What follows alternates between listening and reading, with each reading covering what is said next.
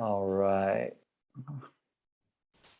We are live, ladies and gentlemen. How are we doing tonight? It is a beautiful, lovely evening, and I am here, and we are blessed with the presence of the one and only raw vegan queen, Aline Habib.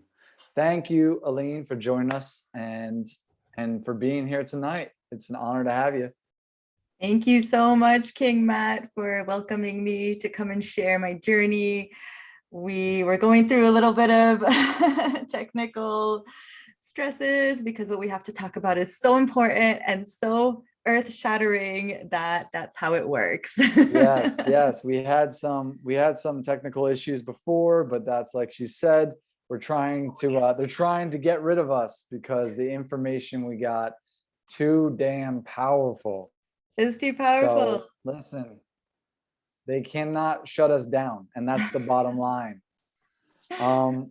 So for a lot of you people that are on my page and you're just just finding out about Aline for the first time, she is a first and foremost raw vegan queen, and she is unbelievable. Let me tell you, she is such a powerful soul, and I'm so grateful to come across her on my journey. And we actually met not too long ago. We were introduced through one of our friends, David, who is also an amazing dude. But she's a recovering addict. She is on a mission to help others awaken to their divine selves through the path of living foods, plant medicine, and cellular detoxification. She has been overcoming depression, anxiety, eating disorders, IBS, cystic acne, all naturally. And now she loves to share the joys of the whole lifestyle with the rest of the world. She also hosts an online support community which I'm also a part of, called Kings and Queens of Raw. And she offers private coaching for those who are ready to up-level their life and reach new heights of health. She's also, this is awesome, and this is amazing right here, she's in the process of creating a healing center in Belize, deep in the jungles. This is a very, very beautiful place. I have not been there yet, but I look forward to getting over there. Just a super powerful, amazing place to go help regenerate your health or just relax and just get away from the stresses of modern day life. So Aline, want to share a little bit about yourself? Just tell us a little bit about, where you came from, or just, what you do now, that type of stuff. Yes, absolutely. Thank you so much for that amazing introduction. Thank you for, offering me the space to come and share. We've had a few conversations before on my page, so it's so, we're still on my page, but it's so great to be on your page. being Yes. interviewed by you, because you are also, a fellow warrior. And as soon as we met, we were like, same mission. Yes. Health, awakening, helping, one man, one woman at a time to, feel better about themselves, get healthy, overcome. So it's really amazing to be, in your presence and to be doing this work with you. Is like really like very much aligned with one another's mission. And you've definitely helped me to up level too, and to like be more vocal about certain things and really like step into my my role, as a leader, as a teacher as well. And that comes from, having been through the experiences that we've both been through, like overcoming this, and you've gone through so much as well, and you've healed yourself naturally. So that speaks volumes, when people look to you and they're like, okay, all right, how did he do that? How did he overcome all of his pains, discomforts? And Yes. that's how it's done. So once we start to shine our light, then it feels like a responsibility. It feels like a sacred duty to be doing this. So I really love everything that life has brought to me, that God has presented to me, even all the struggles that I've been through. Yeah, I mean, it has not been easy. I'm really happy today. I'm like a smiling, happy, joyful woman, but it was definitely not always the case. I, since I could remember, since I was really young, I struggled with depression, with anxiety. I started like self-harming, like really young at the age of 9, and having like suicidal thoughts, and just feeling like I didn't fit in, feeling like this world is such a cruel place. And I just kind of wanted to get out, to numb. And that quickly turned into different obsessions, different compulsions with food from a very young age.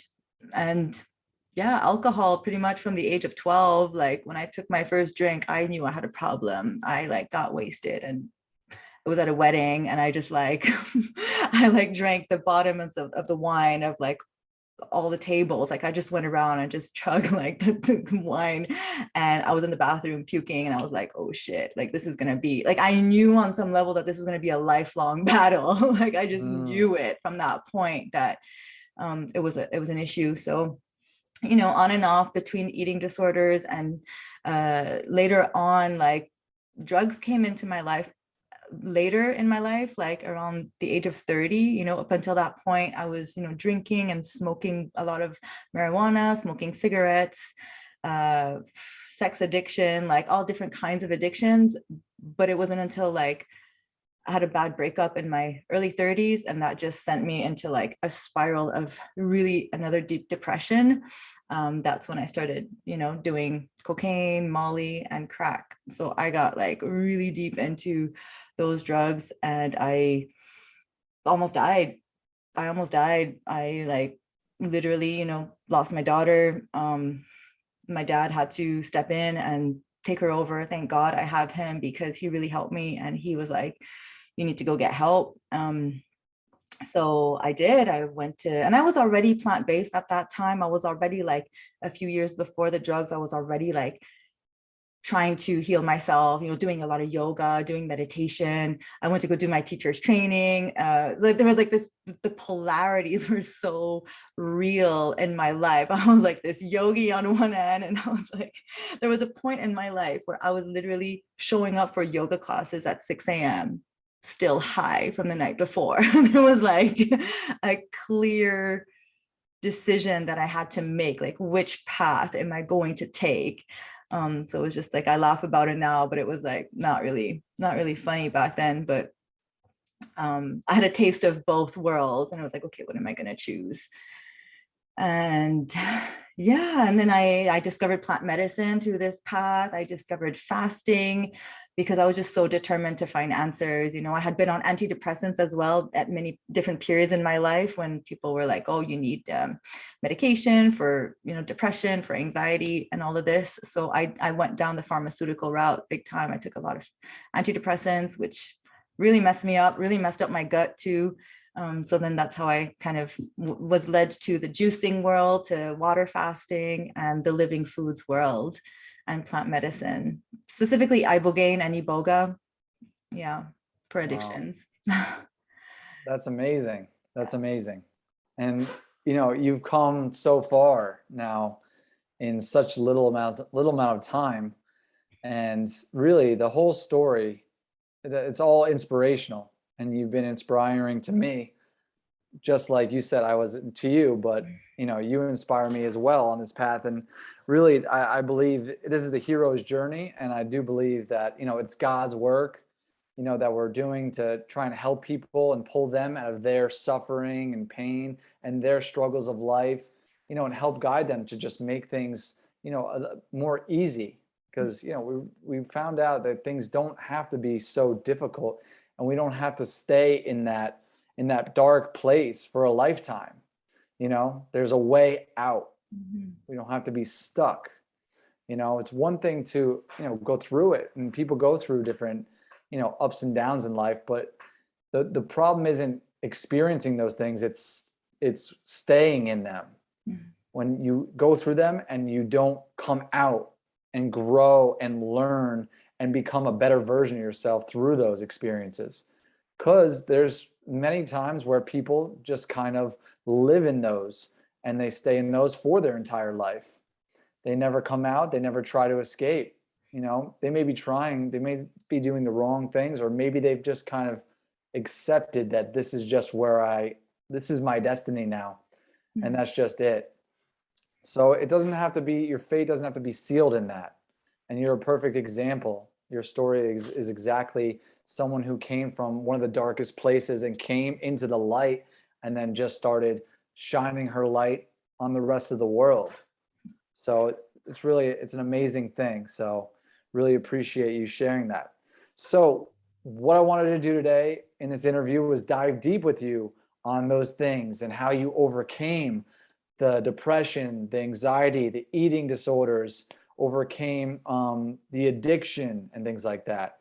So I got some questions for you, and just, I want to hear, as much of your story as possible and see if we can really help people get some answers for anyone who's in a similar place or knows someone that's been in that type of place, and know that there's a way out and that there's hope for anyone. Because, also in my life, I've experienced friends and family members who've gone down that similar path. I'm pretty sure most of us, almost all of us, know someone who's experienced the similar things to that, whether it be addiction or eating disorders or depression. It's so rampant right now, like rates of that are skyrocketing. So it's not an uncommon thing at all. Mm-hmm. So what we're going to try and do is provide solutions rather than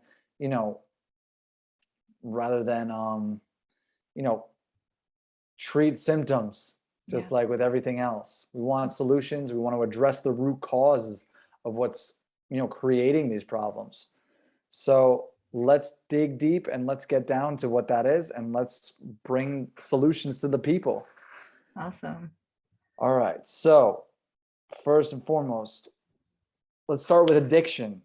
What kind of drugs were you addicted to? Well, I know you mentioned some of your drugs of choice before, but what were those again? Mm-hmm. Well, I'll start by saying food, because we don't talk about food being an addiction, but definitely food was definitely one of my first addictions.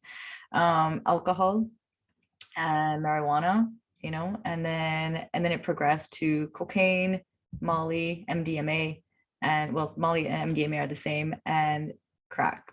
So I was smoking crack cocaine around the later parts. It was it just got worse and worse, the addiction, and it got more expensive, and it got just more the beast got bigger, right? And I mean, if you had asked me to tell me if I was gonna ever smoke in a pipe, I would have been like, no, that's fucking crazy, no, I'll never end up doing that. But it just took over. It was like a beast in my life. So this is hard for me to talk about it. It's kind of I've had a lot of work to do around the shame that I feel around sharing. But again, I do want to give people hope, and it's important to share exactly where I came from, because even talking about the bulimia, who wants to talk about that? Who wants to talk about that? It's hey, a lot of young women and young men are doing it, and this is a reality, and this is something that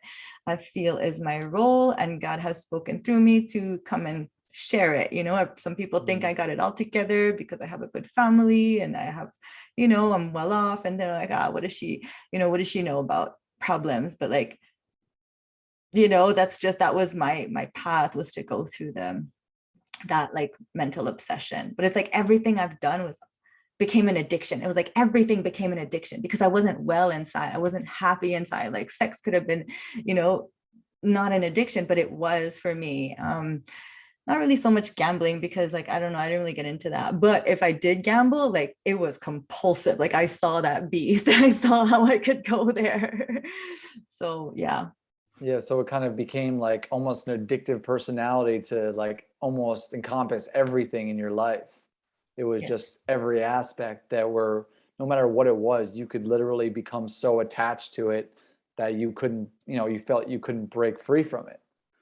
So and you got into some of really hard stuff, and there shouldn't be any shame or guilt or judgment around this, and your story is it's so important, because people need to feel like they're not alone. Mm-hmm.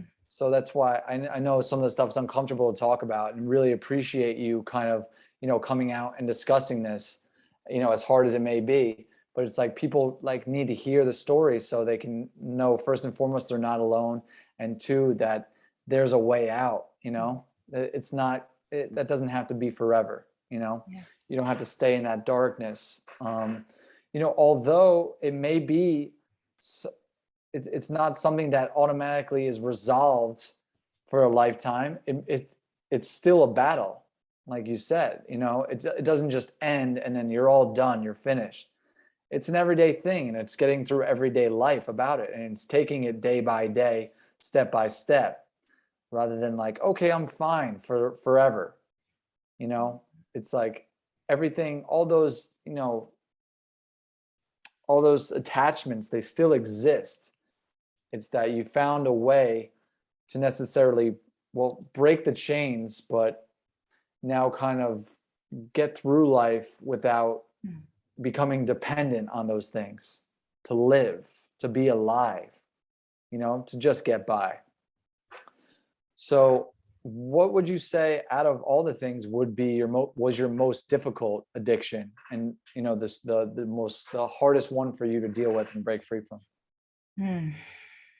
I forgot to mention I was addicted to cigarettes too for most of my life. That was another hard one. Yeah. But yeah, definitely. I mean, they all came with their own challenge. It's hard to say like, oh, this one was harder or easier to quit. Some were like a little bit easier in the short term, some were a little bit harder in the short term and like easier long term. It's like, like the crack, for example, was like really hard to deal with, like in the moment, right? Like there was like withdrawals, there was sweating, there was like panic, and there was all kinds of like physical withdrawal symptoms. But then once that period passed, once that like first initial like 5 days or a week passed, then there was like more of a psychological addiction. But if I didn't go out and buy it or whatnot, like, or if I was like removed from the situation, that's literally what had to happen. I was like removed from it. Sometimes we have to change a scenery. We have to go somewhere else. Like for me, that really worked, was to just like go away from the environment that I was in. And, I'm not saying like the first time I stopped, I never went back to it, but it's not like food or cigarettes or alcohol where it's like so easily accessed. I would say that those are as hard, if not sometimes harder to not go back to, right? Because you're at a restaurant and everybody's drinking and like they're smoking. No, not people aren't smoking so much now, but there was a time where like everybody was smoking. But it's just so much more socially acceptable to, have a plate of steak and french fries and a glass of wine or a beer, and people wouldn't necessarily consider that drugs, but definitely the food was challenging. Like they were all really challenging, and I'll say that they took me many years to overcome, right? Each one of them. Like I'm not the cold turkey kind. Like I could have been cold turkey at some point, but like I would relapse. I would have to go back and see what it felt like. I had to go back and experiment and experience what it was like. I let myself go there. And in some ways, like I give thanks to my curiosity, because now I look at it as courage. I'm like, oh, like, I don't know many people who would like go down that. Like, yes, I know like a lot of people, but I don't know that many people who would go down that road. It was almost like I had a soul contract to go see what it was like and to like experience that darkness and that heaviness and the hopelessness and all the mental obsessions. It was like, I don't know, to in order to free myself, like I had to go there.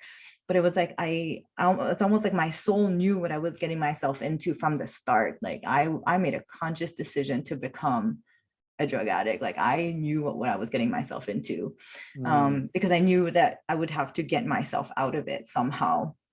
So, cigarettes were hard too. Like seven tries it took to quit the nicotine. So that they all pose their own challenge. Definitely. Yeah. And I had to go to rehab a few times, for those who follow me. Like I know it's not always available to everybody, but I have no shame to say that I went to a few different rehab centers and I stayed there for sometimes a few months at a time to relearn new habits, to be in community too, which is, we'll probably talk about the solution, so we could talk more about that, but to learn how to relive, to learn how to interact with others, how to express my emotions. I was just so kind of blocked off in a lot of ways. Yeah, so it's pretty much like each type of addiction is almost like its own ball game, like in itself. So, and then your environment, like you said, plays a huge role in whether you're falling back into addiction or not, like what you're surrounded by. And in modern day life, we're surrounded by just about every single thing you can imagine, and it's almost just, it's everywhere you go. So depending on, the specific addiction, you're going to usually run into it somewhere, somehow. So it's difficult to do it, to detach from it when you're surrounded by is engaging and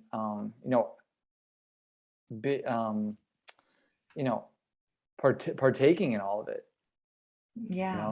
So, and there's a glorification of it too, there's like the whole culture around alcohol, as like we joke about certain things that aren't necessarily funny, or there's like a lot of peer pressure of how much you could drink, and things like cheap date, even like there's those comments like that where bottomless pit, or just like these contests, and like it's just this whole culture around getting intoxicated, which is basically what it is, right? We're toxifying our body. Like that's why we feel like death the next day. We feel like dehydrated, and we look older, and we feel like we're just like, we're not functional. And as we get older, like I realized that it was getting harder and harder to recuperate and to like make it back again, to being functional. And then there was a point with the alcohol where like, I never thought I was more of like a partier on the weekend. And I want to say this too, that, alcoholism or addiction doesn't look the same for everybody, right? It's not because you don't use cocaine every single day that you're not an addict. It's not because you don't drink every day that you're not, I use the terms alcoholic and addict. Not many people, not everybody's comfortable with that, but I come from the meeting. So I say that with a lot of love for myself, because it's like a reminder, right? To acknowledge that I have a problem. But yeah, like it could be like a binge a month. Like there were some people that I've met in recovery that literally but they had to have that binge once a month. That's a type of alcoholism, or the weekend warriors, we call them. So we go out on the weekend and the whole week they're fine. But for me, it quickly kind of progressed into, all of a sudden I'm drinking every day. All of a sudden I'm like shaking if I don't have a drink, like at 9 a.m. I'm like, how did I get here? How did this happen? But probably because there were like some underlying issues. So, and it could just progress like that if you're more lonely, if you lose a partner, if something very sad happens in your life. So like it could take on a life of its own. Yeah. How did I go on this tangent? But no, every little bit is helpful. Yeah. It's like you said, drugs come in all different shapes, sizes, and forms. Addiction comes in all different forms. Sometimes it's hard to know when you're into something and you're in deep, you don't even realize it. But then it's almost like it becomes where it spirals out of control eventually, to where it's now you're in a really bad place. Yeah. So those things that are just like, that don't seem so bad, in the beginning, they get out of control eventually with a lot of people. Yeah. And I think it takes a lot of honesty, a lot of self-reflection, and a lot of humility to accept, acknowledge, and admit to having a problem, first to yourself and then to others. That's the biggest key to healing, is just like first acknowledging, hey, I have a problem, because there's a lot of opportunities for denial in addictions. Like, I don't have a problem. Like, I know when to stop. No, I don't have a problem. So if you're not like accepting it yourself, then that's okay. And for some time, like it'll serve you for a period of time, like to get through certain difficult moments in life, to survive. Like it is a survival mechanism, and there's no judgment there. It's like the pain is too strong, the trauma has been too strong, there's been a lot of turmoil inside that, people are just trying to survive and do their best. So if drinking is what they need at that time, then that's what they need at the time. But like you said, like, let's try not to stay in that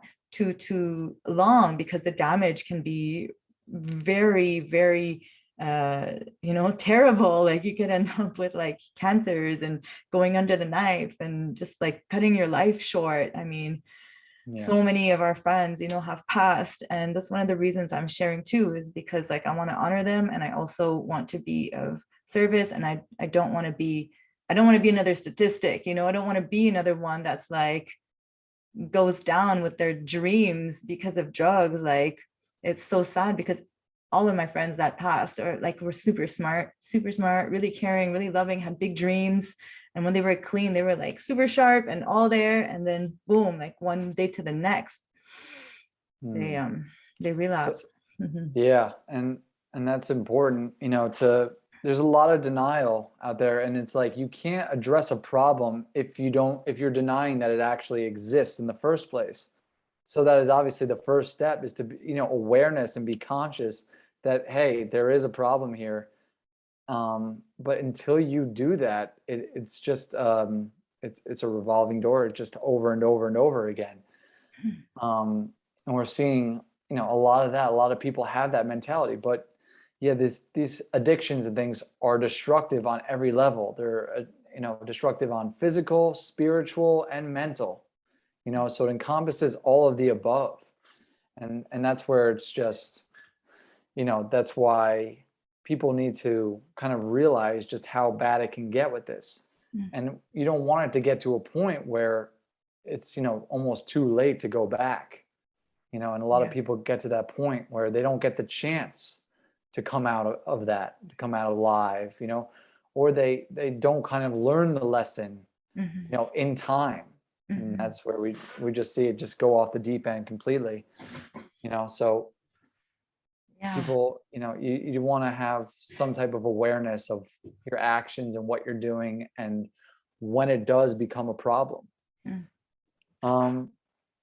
So I want to see, what do you believe was the most important factor that helped you bring you out of these addictions? What were some of the things that helped me get out of them, out of the addictions? Yeah, the most important factors that helped you kind of help like break the chains of these addictions. First and foremost, I had to start developing a spiritual life.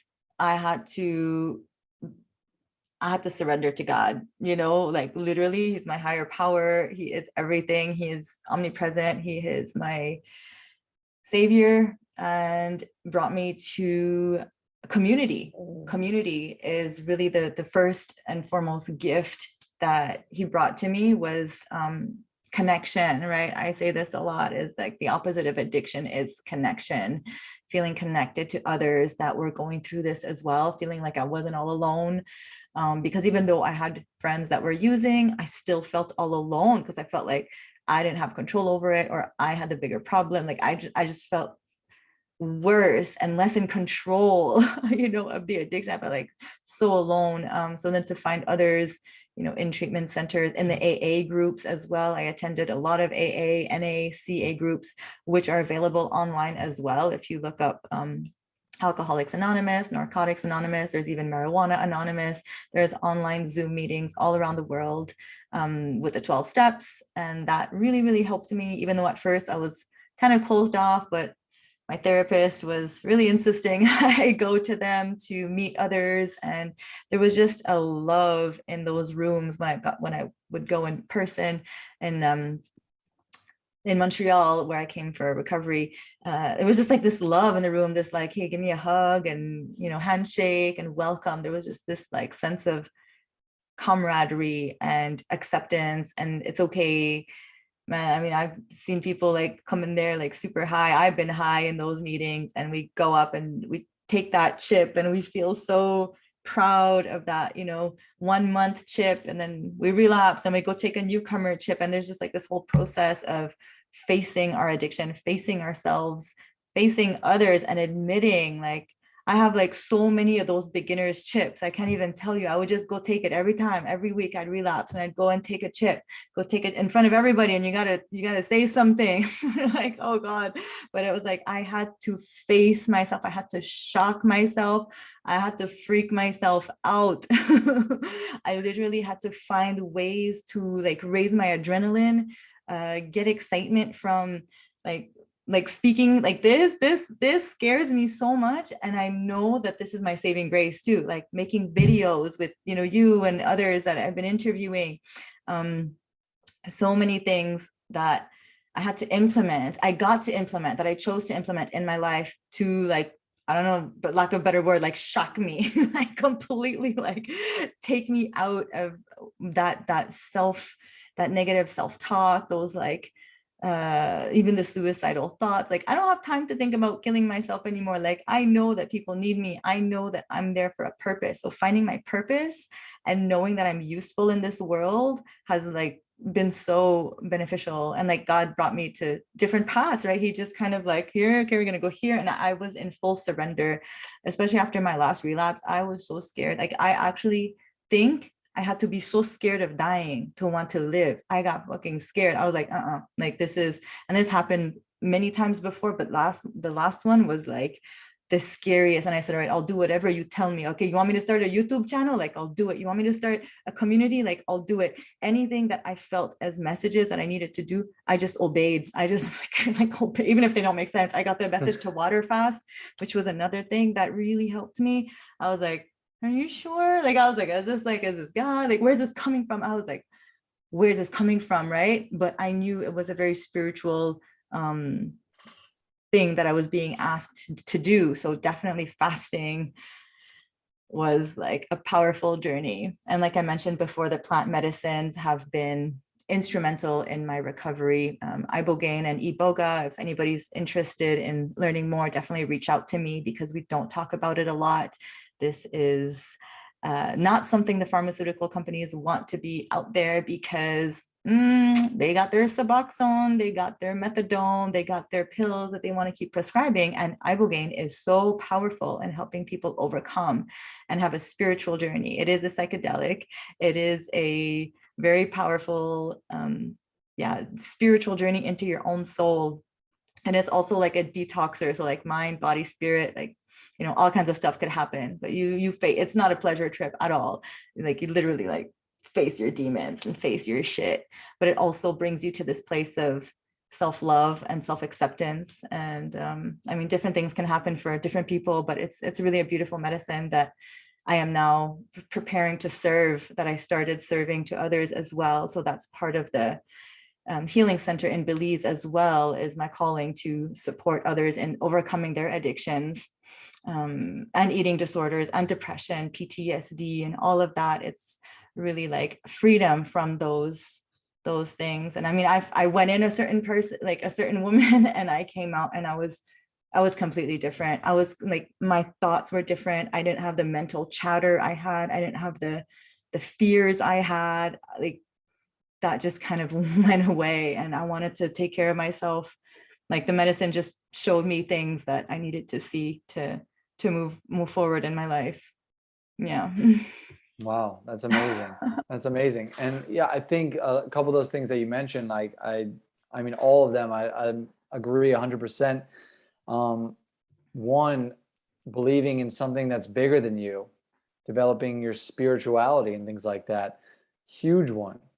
And then also finding, purpose, because every single one of us has a gift and we have something to be of service and bring to the world. Every single one of us. It's just a matter of whether we're willing to dig deep to discover that or not, whether we're willing to hone our craft, or, stop procrastinating and go out and take massive action. Instead of taking our dreams and our purpose and our passions to the grave, which is what too many people do. So all those are important. And you said, you signed up for all these things that you've been through, but it's like, this is your path, because without experiencing those things, you wouldn't become the strong, badass woman that you are now. It's like this has shaped you and molded you into and given you so much strength, or helped you dig deep into your own soul and self to pull out that strength that you had within you the whole time. You know, so it's like you wouldn't have necessarily discovered or gotten to this level without it going through those experiences, you know, and those struggles. And I think going through those, we all have those struggles throughout life, and those are what kind of help create and bring us into the person that we're meant to be, you know, which brings us essentially to our purpose. What are we here to do, you know? And it's like you need that strength and you need to become that person to carry out your purpose, you know? So all of it's essential, all of it is necessary, as difficult and strenuous as it might be to go through, as you know, as dark as a place that we might encounter. It's like all of it's necessary on this path and this journey, you know. So it's pretty awesome stuff. Ibogaine, you know, it's really cool to have these different types of plant medicines that can support us, you know, and support our body in recovery.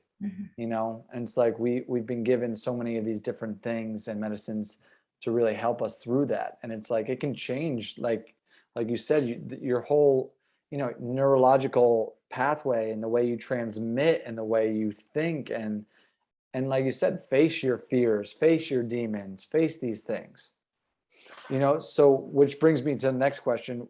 What do you believe were the things that led you into the path of addiction? You know, what do you see as like the underlying causes and why you kind of gravitated towards these things? So I had two parents who, they're Egyptian, so a little bit of background. So I come from a Middle Eastern family, grew up in Montreal. So I think from the start, I grew up with a little bit of an identity crisis. You know, who am I? I'm different. I look different. I sound different. I smell different. I eat different. Like I just felt a little bit, you know, different from the people that were here in Montreal. So I think already from the get-go, I felt like this kind of not outsider. I was bullied in school very young as well. I was made fun of for all different kinds of reasons. So I was very shy. I was very introverted my whole like childhood. It was very awkward, like a really awkward child. But now I see it like, you know, I was gifted and I was just meant to be different.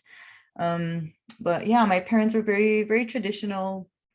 I'm like, how deep do I want to go with my story with my mom? But my mom, I don't, you know, I love her. I've done a lot of work around my mother. But she definitely struggled with different mental health issues. So she had a lot of rage in her. She had a lot of, and she was raising 4 kids. So let me, you know, put that out there that raising 4 kids is not easy. Like I have one, and yeah, I scream sometimes, and I'm, you know, not the most patient mom in the world. But I feel like I'm aware a little bit more of like the trauma I'm inflicting upon my daughter. Like, yes, I'm inflicting, but like, you know, I'm supporting her through that, and we have, you know, open conversations. And I'm not here to say like I'm a perfect mom. I'm definitely like carrying, like taking some patterns from her, and like it's hard to break those generational curses and patterns. The, you know, aggression or saying things that we regret sometimes. So definitely there was the influence of my mother, that we didn't really have a very close relationship. So I think at the source, and my dad loved me, we have a good relationship, my dad and I, but you know, he was busy, he was in his own kind of work world. And I think there was probably lack of intimacy, you know, not probably, like I know there was lack of intimacy. And, you know, I love my parents with all my heart. And I feel really bad saying this because I always had what I needed. I always had food to eat. We always had a place to stay, clothes. And I want to just presence that trauma can happen because it happens in your body, because you feel it, you know. It's not because you didn't get beaten down with a bat, you know, in like black and blue, that you didn't suffer from trauma or abuse. And I think that's the work that I've been understanding, to like accept that how I integrated it in my body was scary, was it like a life or death situation, and created a lot of damage, right, in my, because I was hypersensitive too, like maybe my brothers, I had 3 brothers that didn't really get so affected on some levels, and maybe they have other mechanisms of defense, but for me things affected me a lot. So yeah, I guess like, not such a good relationship with my mom, bullying in school, and yeah, not really knowing, like not really feeling like valued or elevated, and that kind of, feeling like I have a place in this world. Yeah, not feeling good enough. Mm-hmm. And I found that a lot of this stuff like stems from childhood trauma, Mm-hmm. and the things we experienced when we were kids, and how we carried that throughout the rest of our life. And a lot of those traumas and those emotions, they get stored in the body. We don't know at a young age really how to process those things. Yeah. We don't necessarily understand why we're experiencing those things. Why is this happening to us? Why are other people treating us a certain way? Why are my parents a certain way? Why is my mom always angry, always yelling at me? Why do I feel like I'm not being loved enough? Why do I feel like I'm not cared about? Why do I feel like I don't necessarily have a place in this world? And it's a lot of that stuff. It goes on and is carried on throughout our entire lives. Mm-hmm. And our parents, a lot of them, they had their own trauma, and it got passed on to us in most cases, because most of them, they really just did the best they could with what they had. They didn't have the information we have now. Yeah. They didn't understand trauma. They didn't understand how it was going to affect us for a lifetime, so a lot of that stuff was just projected onto us, but they did the best that they could with what they had, really. Yeah. So a big part of it, I'm sure, is about trying to let go and forgive, Mm-hmm. and not really hold resentment there for everything that was done, everything that you experienced, throughout your childhood, and through bullying and things like that. And it's like, because kids also they're mean.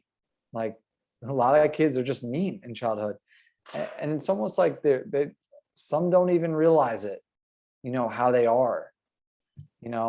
It's just kind of something that they do, but it's something that we experience and we never really forget as we continue on. Mm-hmm. But with these emotions, like I said, they get stored in the cells because we don't understand how to deal with them as kids. We're not given the tools that we have now to deal with those emotions. So we're not processing them. We're not feeling them fully. We're not, releasing what no longer serves us. We're not understanding that most of it is completely meaningless. And we don't really necessarily, we don't deserve, to hold on to any of that, any of the stuff that's harmful, or any type of things that are self-destructive or traumatic, or we don't understand the forgiveness of it, the letting go, the acceptance of, it's not really necessarily us or me. It's like, maybe it's that other person who's projecting their stuff onto me. Mm-hmm. But we don't, when we're young, we don't know any of that. So we kind of feel like it's my fault. I'm the one who's the problem. I'm the one who's not, I don't deserve to be loved. I'm not good enough, yada, yada, yada, all of that. So, it's something that we have to work on now in our adult lives. And we have to try and find peace with everything that's happened in the past throughout our lives. And that's so important. And it's really a lifetime of work, finding peace in, all that we've been through, and accepting it, and letting it go, and releasing all of what doesn't serve our highest self. So it's really, it's a wild thing how all of that stuff from childhood childhood affects us in the future throughout our whole life. Yeah. And it affects like even our relationships. It affects the kind of, men I've attracted in the past or, been in relationships with, where I was like, I'm with my mom, like, or I'm, like, how did this happen? And as I've been overcoming and healing, then it's not so unconscious, and opening up my heart to, like, staying open, I think, is important, and like not staying in the traumas from the past, and choosing to continue to trust and open up to like new relationship and new friendships, because that's really where trauma is healed, is through like positive relationships. It doesn't mean that people won't hurt you, like, no, like it could still happen.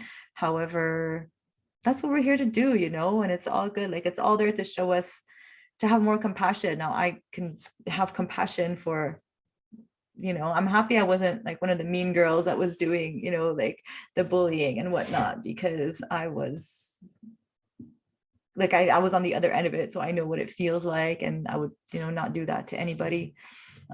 Yeah.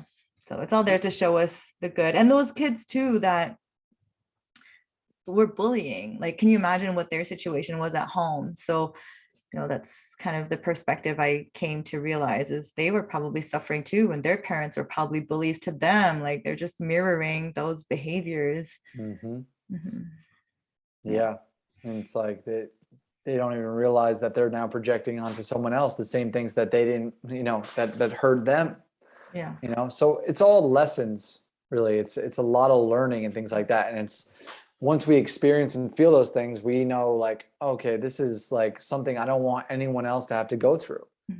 And then that helps us develop into the person we become, and we try and do the best we can now. We try and have empathy. We try and have compassion. And it is about the relationships. It's about the communication combined with comprehension. So we're communicating our feelings, through those relationships, but it's also important to have the comprehension part. Are you understanding where I'm coming from? Are you getting what I'm feeling? So am I, is this translating for you? So that now you have an understanding, because communication, you can communicate all you want, but if there's no comprehension from the other side, then the other person's never going to understand what you're talking about or how you're feeling. So I feel like that's all important stuff. I forgot to mention one important thing, which is like what we're all about before, but I'll just touch on it briefly, and then we can maybe get into it more after, because I'm sure you have another question. But definitely changing my diet was like one of the things I did that helped me a lot to like even love myself more and clean out the gut, clean out the parasites. That was like a big one. Because I knew I had like parasites in me, and I knew that my gut was keeping me addicted, like white flour, white sugar, salt, alcohol, cigarettes, coffee, cocaine. Like, they all were like, it was just like this whole, downward spiral, and they were all connected. So changing my diet has helped me. Stopping to drink coffee helped me. Like, all those things helped me to like be who I am today and have this like more electric, right, vibration. Yeah. And it's like when you go into, the lighter foods, the more electric foods, the raw foods, you're left with nothing to eat. You can't hide anymore. You can't hide and run from your emotions and your feelings. They're there for you to just face right up front, similar to the Ibogaine type stuff, where it's like, there's nothing that you can do to suppress. You're not suppressing those emotions anymore. You're not numbing yourself down. So it's like, you need to face your demons, and and when you confront them, then you can work through them. And the only way to get to the other side is to do that, is to face them head on. And that could be super scary. Like, when I used to hear that, I would want to run. Like, I do not want to feel, I do not want to deal. Like, get me the hell out of here. Get me out of here. Like, it was almost like I thought I was going to die from the feelings. I thought I was going to, it was too much to handle. But you're right. Like, feeling them is what helps you to get to the other side, like allowing it to come up. And I'm doing a lot of work with Queen Tracy, who is in our Kings and Queens group as well. So we do have support. Like if you're looking for support, anybody out there, like reach out, because we have so many amazing souls that are there to help, that are here to like do different things, like process emotion. So like she encourages us to go to the heart of the sensation, like the deepest part of the sensation where it was like too painful, even in the body, right? She's like, where do you feel it? And I was like, right here in the heart. She's like, okay, we're going to go to it. And at first it's like my instinctive reaction is to go, no, like, I don't want to go to that. It hurts too much, but there's a way to go through it. There's a way to feel it. And then it kind of like dissolves. It kind of alchemizes in a way. But if we don't go there, then it festers and it stays repressed.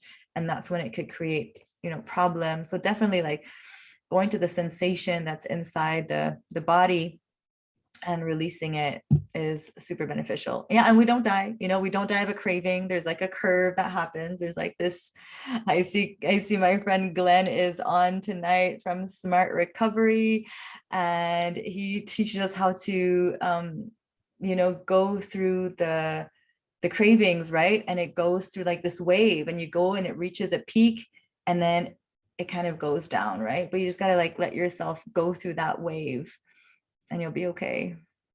Yeah, absolutely. Breath work helps too, meditation, yoga, breath work. Yeah, diaphragmatic breath work absolutely helps us feel those emotions fully and completely. It's another thing where we're kind of diving deep into where the emotions are stored into the cells and the tissue, and kind of releasing those, and accessing the parasympathetic nervous system, so we can get into that state of, rest, digest, and heal, rather than where most of the time, most people are in the sympathetic nervous system, where it's fight or flight mode, anxiety, and it's hard. You can't necessarily heal in a state of panic like that. So the breathing exercises are huge with that.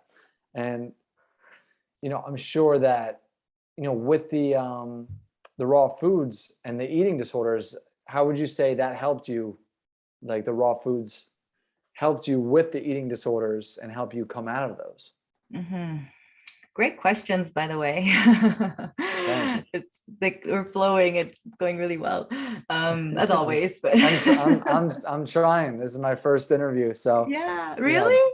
Yeah, bear with me. No first way. Time. Yes. I don't believe you. I feel like you've been doing this forever. Thank you. Yes. So, well, definitely. Yeah, the raw food, like you were saying before, it's like you are there with yourself. You become your most raw, because you don't have the buffer, right, of numbing through the foods and stuffing down the emotions with a lot of like high fatty foods or fried foods and things like that. So it's definitely a journey of coming home to ourselves. And I mean, I knew there was something fundamentally wrong with the way we were eating from I was like 9 years old, when I was like starting to make the connections between the food on my plate and the fact that it was an animal, and I was told to shut up, like, no, that's what the chicken is there to do. It's there to feed you. You need it to be healthy. And the whole story that, we've all heard growing up, a lot of us. So I knew from then that there was something wrong. And I feel like that even the bulimia came in as a rejection, not only of like myself, but of like the way things were and the way they were imposed upon me, because I wanted to already stop eating meat from a very young age, and I was told to eat it. So it was almost like a rejection of that, right? So an eating disorders clinic, they just gave us all kinds of food to make us put on weight, and it was just like terrible. Like no normal person eats dessert like twice a day after their meal, and it was all whack. But anyway, so I was looking for ways from then to, I guess, get into better communion with myself. And also I was dealing with a lot of like irritable bowel syndrome and constipation, diarrhea, all kinds of like gut issues. So it wasn't until it was like about almost 9 years ago now that I went plant-based. So around the age of 30, I was in Belize. I was living in Belize at the time. And I was pretty much like the only one who decided to like go plant-based. I was just like, it just came as a download when I realized that, it's not normal that I can't poo for 4 days. Thought everybody was like super constipated. So I stopped and I did an experiment for a week. And I started feeling better, and I started like going to the bathroom better. And I was like, okay, all right, like there's something here. There's something here in terms of elimination if I don't have all this animal products in me. So just from like a physiological standpoint, I was like not so bloated. My stomach felt better, felt a little bit lighter. I felt just this like overall sense of not so heavy, not so like dense, not like carrying basically dead animals in me, like that's just, I started feeling better. And I went back and forth for a little, maybe like that first year, I kind of went back and forth, relapsed into some fried chicken. But it's not until like I went to Thailand and saw like a horrible scene that was like, that made me quit. We were going to the bathroom, my daughter and I know this is like another tangent, but just like the visual of that made me go plant-based, because I had a visual, which a lot of people kind of don't really want to look at, right? The fact that it's like animals that we're consuming, there's a disconnect. So for me, that was like the first real connection with the fact that like these are dead carcasses and these are dead animals that we're eating. And the whole room was like covered with animals. Like there was like animal parts on the floor. There were like women with their bare feet cutting up the carcasses. It was like a horror movie. And I said, Zaya, like, and my friend said that if we eat meat on the island, like it would come from that place. So I said, while we're here, we're just not going to eat any meat, we're just not going to do it. And then that kind of stuck. But that was like the beginning of my yoga journey as well. And then I started learning about, even in the, like in the yoga teachings, we talk about like no harm. We talk about not eating flesh. And so even like mentally, I started having like clearer thoughts, better thoughts. And that was kind of like the start of the journey. And now with the living foods, so that was like going plant-based, but then going to the living foods was a whole other level, because I wasn't really feeling that great on the vegan. And I love the post you made about like ahimsa. I know that's what I was trying to find it. Thanks, Queen Alva. I was like, what is it again? Ahimsa. All right. Read my mind out there. But yeah. Sorry. What was I saying? Going raw. Yeah, because you said like being vegan does not mean healthy. Like, yes. Like it's not healthy, because I mean we could be eating French fries at Diet Coke all day and we're vegan, right? Yeah. So going to the living foods, going plant-based, whole foods was the biggest shift for me. Like more energy, better mood, consistent, better mood, way better bowel movements. Like everything just started really upping 2 years ago when I went completely raw vegan. Yeah. There's levels to this shit. Yeah. As you might say, there are levels. Absolutely. Yeah. And when we start moving towards the things that are, we're eating them as they exist in nature rather than in a processed version, that changes everything. It's like you become connected to nature as you become electric, because you're eating electric foods, like you always say, and you're literally feeding yourself what your body is like meant to be consuming. Anything other than that will take you away from yourself. So when we talk about self-love and overcoming eating disorders, like, and I also don't have guilt around the food that I'm eating. And some people will call it restrictive. Some people call me orthorexic. They still think I have an eating disorder, but look, like I'm not just like skin and bones. Like, okay, when I fast, I lose a little bit of weight, but it's like, I put it right back on, when I eat the raw living foods, and I'm not obsessed with my weight. Like, I'm healthy and I'm comfortable with my body. Like, even when I do put on a little bit of weight on the living foods, because I'm just like, there's an abundance of foods. So I feel like I'm really nourishing myself in that way. Just like flooding myself with all the vitamins and nutrients and enzymes that I need. So yeah, there's like that connection with nature, because we're eating what we're naturally supposed to be eating. Yeah, that's true self food right there. That's exactly what they want. That's exactly the fuel they need, to for the conductivity of electricity to flow throughout the whole body. Yeah. Because all this other garbage just obstructs that flow, you know? Yes. And, you know, the raw food is just, it's next level. And, you know, what was I going to say about this? I had something I was going to say about it. And it just it really changes everything. But I was going to say how they, you know, they said you're restrictive with your diet. And I was like, it's funny how they call it restrictive when most of the people that say things like that, they eat the same 4 animals every single, for their entire life. Literally the same 4 animals. And it's like, well, who's really more restrictive? You know, there's, you know, thousands and thousands of different plants we could eat. There's thousands and thousands of different combinations. And, you know, I don't find any of it restrictive, but it's funny when, you know, people see, they see a natural human diet and they call it restrictive. It's like, no, I'm just eating foods that are natural for my own design, for our design. You know, it's really as simple as that. For my, you know, my physiology, my anatomy, my biology, that's all I'm doing, consuming foods that are, you know, that, you know, go hand in hand with all of those different things. Yeah. So yeah, and if that progression is too scary to do too, because I know it can be scary for certain people who are used to eating, you know, steak, potatoes every night, like steak and potatoes every night with like barely any vegetables. Because I know a lot of people that just don't really have vegetables or fruit part of their lifestyle.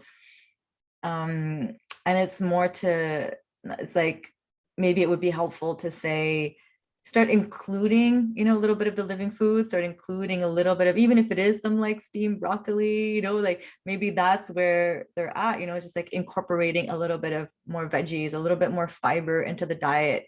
And that part of the meal can start to grow, right? It could start to grow and then the meat could start to reduce.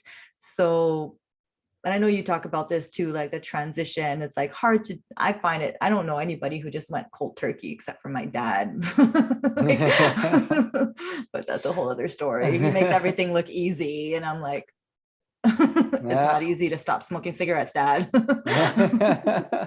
Yeah, like, he's a superhero. He is.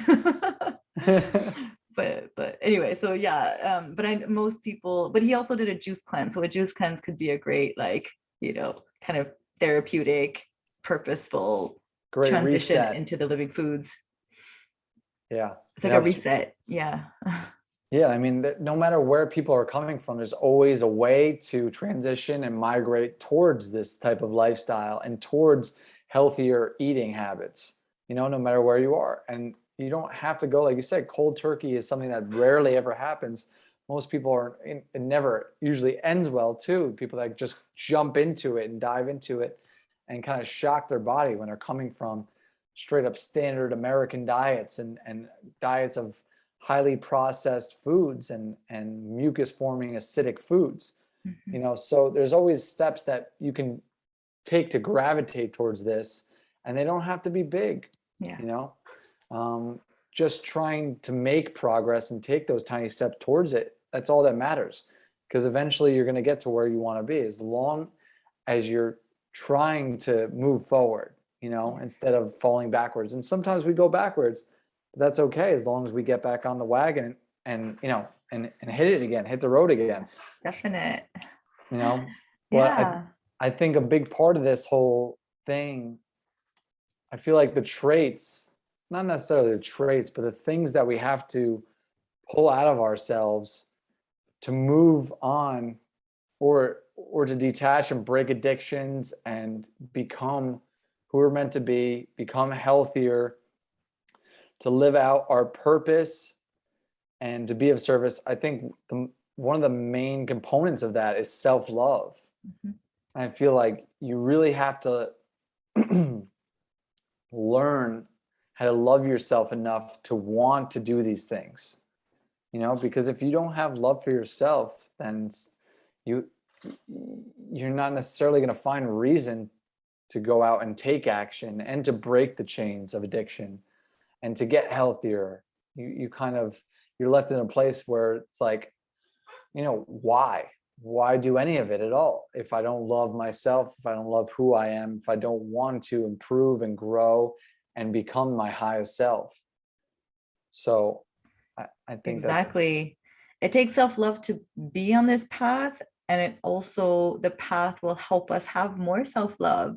It's kind of like this wonderful cycle of self-love. It's like, let me have some love and like show myself some love and respect. Like even beyond the love, it's like, let me just respect myself. Like maybe honor myself. Like this is a sacred temple that we were given. It's like, it's almost like I started realizing that it was an insult to my creator, what I was doing and all the trash I was putting in my body like every day. So it became like a conscious effort of, once I had a deeper connection with God, like, okay, how can I honor him? You know, so to anybody who's spiritual, religious, like we often sometimes miss the mark about what it means to be spiritual and religious. Like first and foremost, before you like quote me any Bible quotes, like, you know, like how are you treating yourself? What's your relation with your temple of the divine? And your relationship with God is like, you know, dependent on your relationship with yourself, I feel.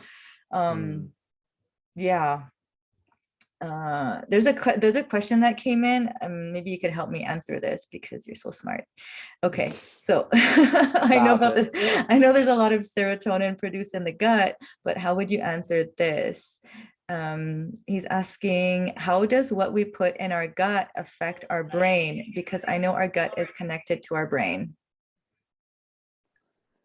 How does can you say that one more time? Yeah, how do, like what we eat, how does it affect our brain? How does the gut affect our brain? Okay, so essentially the gut is, it's the second brain. But even more so, you can call it the gut the first brain. You can call it number one. Yeah. Because the gut actually sends more neurons and communication to the brain than the brain sends to the gut. So anything that goes into the gut is going to affect virtually everything about you, like how you feel, how you think, your energy levels, your overall health and vitality.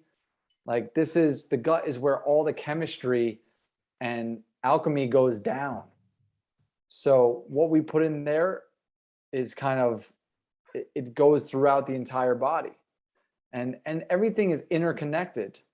So the gut is directly connected to the brain. Like I said, it sends neurons and transmitters from the gut to the brain just to as a messaging and communication system. So the chemistry that you're putting in your body is going to affect the chemistry that takes place in your internal environment. And it's going to express itself through whatever, things that are going in, whatever you're ingesting, whatever you're consuming. So that's why we want to put in the proper chemistry, the proper foods, the proper liquids that are going to support that whole system. Because everything, like I said, is interconnected. So that means glands, organs, tissues, muscles, blood, lymph fluids, brain, eyes, all of it. It's all one piece that all works together. So that's really how it affects it. Because there's just so many different processes and functions that take place, especially within the gut and the GI tract. There's just so many things that are going on. So that's why whatever goes into the body is going to, express itself through the body. So I hope that kind of helps kind of give you an idea of what takes place and how. Oh yeah, definitely. Great answer. That was really in depth and like so powerful. And it brings me to like think of what they prescribe people with depression, for example. They prescribe us antidepressants, which, correct me if I'm wrong, but take the serotonin from the gut and kind of like boost it up to the brain, and it kind of, like they say it's all in the brain, right? They say you have like a brain imbalance, right? That's what they told me. But I realized really quickly when I started juicing, for example, that my mood started improving so much that like as I was ridding myself of waste, then my brain was just, or my emotions, everything was just so much better, because it's not all in the brain. Like a lot of it comes from the gut. from taking medication, from taking antibiotics. So people who do who have taken a lot of antibiotics or pharmaceuticals need to do these cleanses. I mean, we all need to cleanse, but especially if like we've been on these kinds of medications or drugs, because it definitely it damages the intestinal lining. So herbs too, I've been getting into herbs, but yeah, definitely like more fruit juices is necessary. Like in this day and age, it's not even an option to cleanse. Like it's not even an option to like start detoxing, because even the air we breathe, like everything has so much toxin. So it's not even an option. Yeah, it's not an optional. It's a necessity, absolute necessity. We're surrounded by so many different chemical pollutants and toxins that all these things, if we're not helping and supporting the body eliminate them, then if you're not eliminating, you're accumulating, right? Yeah. And so with the depression medication, stuff like that, all that's doing is really blocking. What the medications in general do is they block the communication between the cells to repair and restore. So that's where detoxification comes in, because it restores the gut and restores the proper production of serotonin. So it's one of two things. It's you have an accumulation of acidic metabolic waste in the body and different, just overall chemical waste, excess mucus and things like that build up in the gut that cause the disruption and inhibit the process of the production of serotonin in the gut. So when we talk about, we have a chemical imbalance, okay, yeah, you might, but what is causing that chemical imbalance? You know what I mean? So that's where we get into detoxification and nourishing the body on a cellular level to repair that whole thing. And, the medications are only going to suppress the body's ability to carry out those processes. So that's why, coming off of medications and avoiding them is imperative to, recovering, your health and overall happiness and your peace and state of mind, Yes.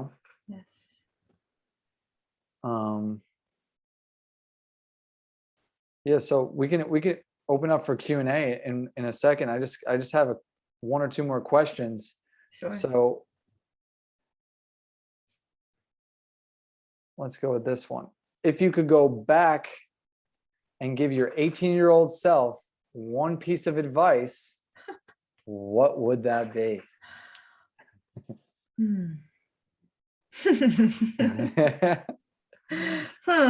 Yeah, these are two deep ones that you're going to have to give some thought to. Go to art school. I wanted to go to art school and I didn't listen to myself. Yeah, well, because I was like listening to other people. Yeah, you're not going to make money in art and you're not that great.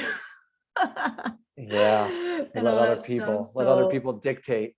Yeah, I really always had this dream of like, I love the artist life. I would see them like, with their painted pants and their projects. And I went into, social studies and I'm going to become a therapist. I guess that's a little bit what I'm doing now. Yeah. But I loved, I always wanted to serve and help others in some kind of way. But art I wish I would have followed my heart more into the arts. Yeah. I left my boyfriend sooner than I did. I was with him way too long. And it happens. We've all been there, done that in relationships. Yeah. That's awesome. Yeah. So, I mean, I think with that, it's important for everyone listening to follow your gut, trust your instincts, and follow your passions. Yeah. And don't let other people and external forces dictate your life and your path. Follow it no matter what type of resistance you're getting. Always follow that. Follow your heart. So that's awesome. Well, maybe we wouldn't be here today if I was a famous artist. You know what I mean? So yeah, no, exactly. I probably would have no idea who you are at this point. Maybe I'd be like, I don't know, eating burgers and who knows? Still smoking cigarettes. Who knows? Like what my life would have been like. Sometimes I think, I could have done this different, but my life is exactly where it's meant to be. So no regrets. And I could always start art too now. Like there's never too late to, I was just going to say that. Yeah. I was like, for anyone who's listening and for you personally, you could start that right now at this very moment. Yeah. You know, it's never too late to go and chase a new goal or pursue, you know, a new passion, you know, and it's really important to do what makes you feel alive, because a lot of people aren't doing enough of what makes them feel alive. And that's why, and a big reason why people are just kind of like, you know, depressed and tired and unhealthy, because they're not doing what lights them up, lights their fire inside them, like turns their soul on. Yes. You know, exactly. So we need more of that, less of the bullshit that we don't want to do, you know, more of the shit that we love doing.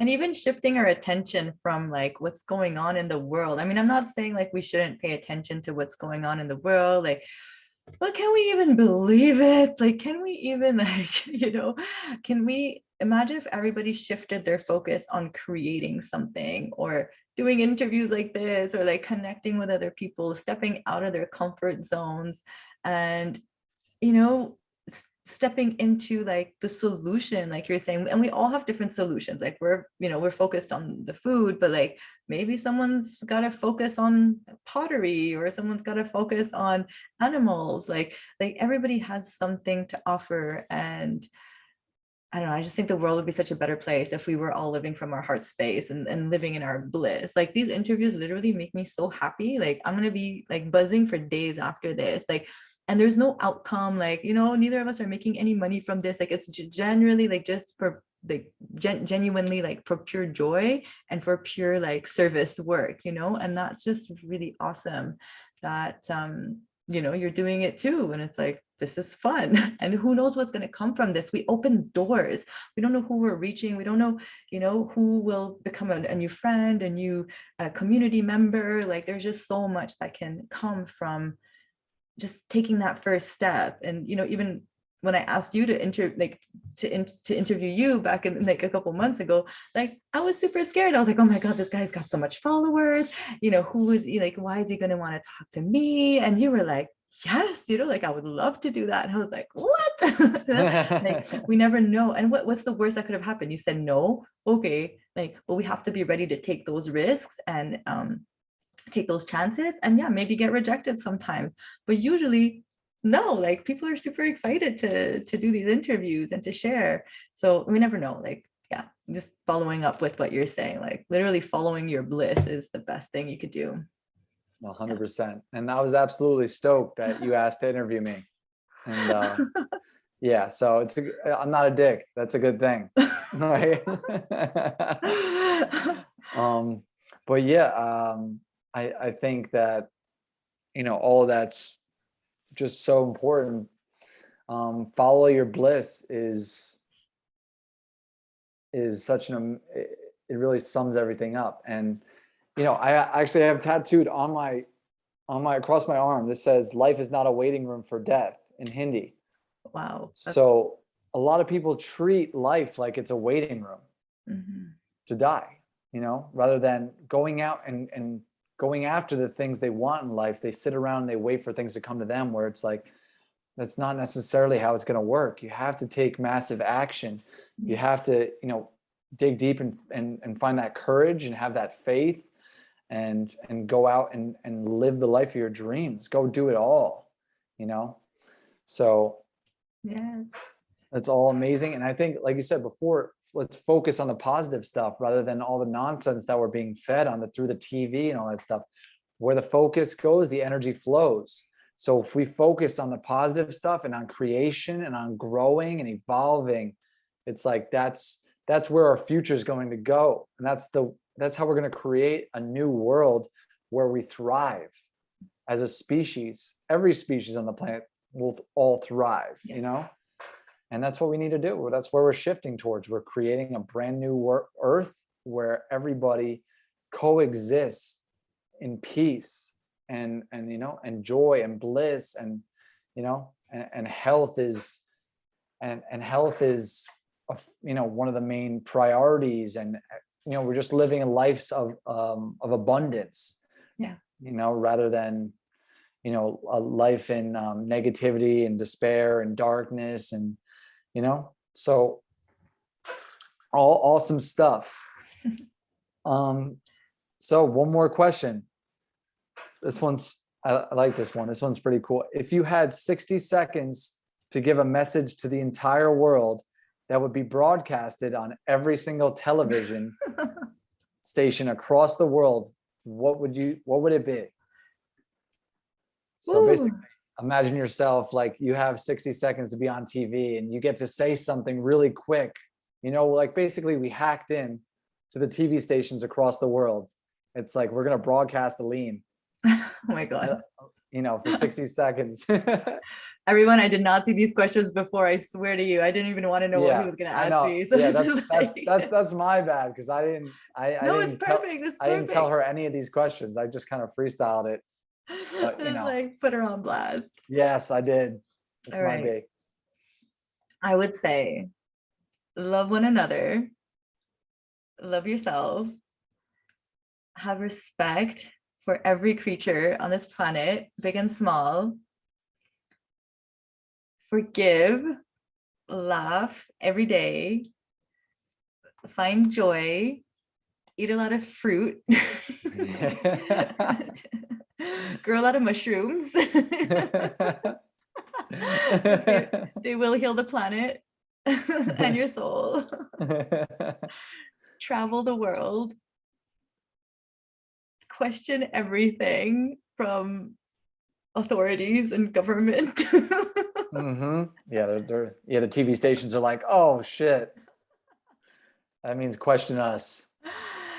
Live in your purpose, do what you love, and remove the obstacles and remove the whatever isn't yours, whatever isn't God on you, in you. Just like get rid of it. Just like get rid of the toxic situations. Just don't be scared of saying no to what doesn't fill your soul with healthy, happy joy.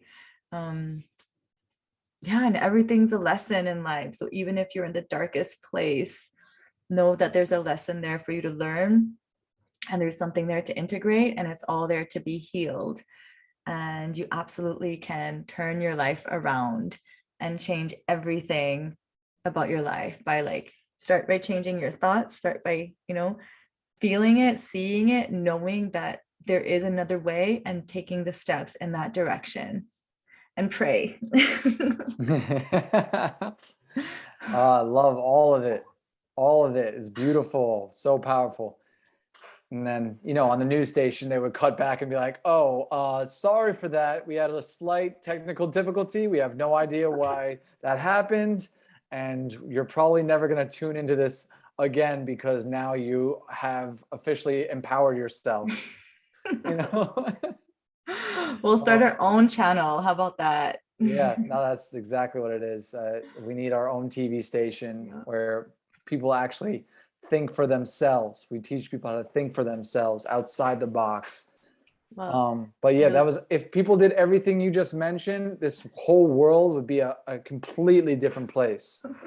Completely different. You would, unrecognizable, transformed. Every single thing you mentioned could absolutely change someone's life. Every single one of those, so important to just incorporate in your everyday life. Absolutely life-changing stuff right there. We're bringing heaven on earth, and we got to first embody the heaven on earth, and then spread it around us as much as possible. It's so funny because I was talking to my friend about Belize, and Belize is so amazing. And we were like, we could start a radio station here. We could start a TV station here. And there's all these ideas came out, and this could actually be a reality. This could actually be a reality. So we're definitely moving towards creating a lot of that kind of multimedia space in the community. It's going to be a pretty high-tech place too. It's going to be really, really awesome, but a space where we could talk about health, we could talk about healing, do these kinds of interviews and broadcast them in a big way. Yeah, that's awesome. You're building a healing empire. Yes. To heal the nations. And, Belize is one of those countries that just has that energy that it's magnetic and Yeah. and makes you just gravitate towards it. Like there's something special there. Yes. You know, it's an amazing place, and that's one of the places where I went to go do one of my water fasts. Yes. And I literally, I came across your place, was one of the places that I looked at, and that was one of the places I was considering. And then Nis Yes. at over at Plant-Based Belize, she was like, yeah, the place is it's closed down, like there's no one here. I was like, oh, perfect. Perfect. I was like, can I come stay there, for a month? I don't need to eat. I just need It's some like, water. yeah, you don't have to do anything for me. Just let me live in there. And then that's how I popped in there. And, there's something about Belize. It's a powerful place, and there's a healing energy there. So it's a perfect place for you to build your healing center and allow people to get away from these crazy, dirty, polluted cities and this whole like go fast-paced lifestyle, and kind of reset, relax, and cleanse and detoxify, and find peace of mind and dig deep down inside, rather than have all this external craziness happening around them. In the rat race where you can't even focus. So that's a beautiful thing that you're making there, and it's going to be such an amazing thing to see develop and blossom and grow. It's happening. And just like growing our own food has been such a priority too, I can't wait for you to come and visit and get to hang out together. We're also going to meet at the fruit festival, which is going to be super awesome. So yes definitely, like, I'm looking forward to yeah growing together in this wonderful healing mission that we are both on, and seeing where that leads us, and all the different connections or possible retreats that could happen. Like there's so much that could happen from working together in these kinds of ways. So thank you for saying that. And yeah, Belize is so beautiful. Like the land is really rich. There's all different kinds of fruits. The people are so kind. The weather is beautiful. Like we could be, in the mountains 1 minute, and then you're like on the beach, a couple hours later swimming. It's definitely my home, and I feel it's like a calling, like it's like a pull, an energetic pull to go there. And I've done a lot of crazy things in Belize, but I've also done a lot of really great healing, and I feel like, again, it's my duty and responsibility to share what I've been learning, to bring it there, and to work with people there as well. Like my friend who's a herbologist as well, he's been teaching me so much about the natural herbs of Belize, and getting to expand on that level is we have a special guest. Hey. he wanted to just pop in. So cute. What's up? This is Cody. Hi, Cody. He just woke up from sleep to come say hello.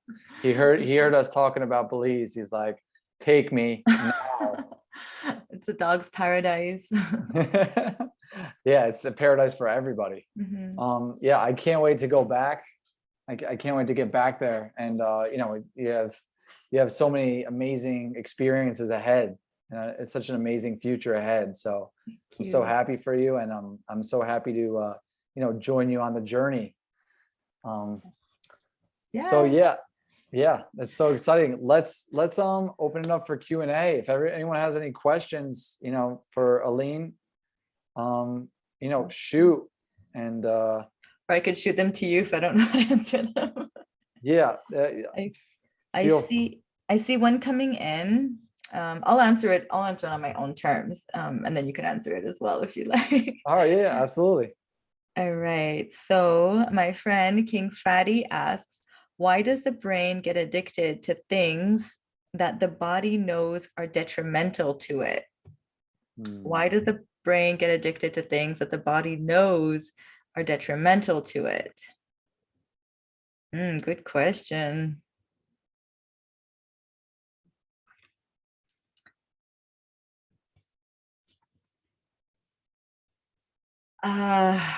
Cognitive dissonance.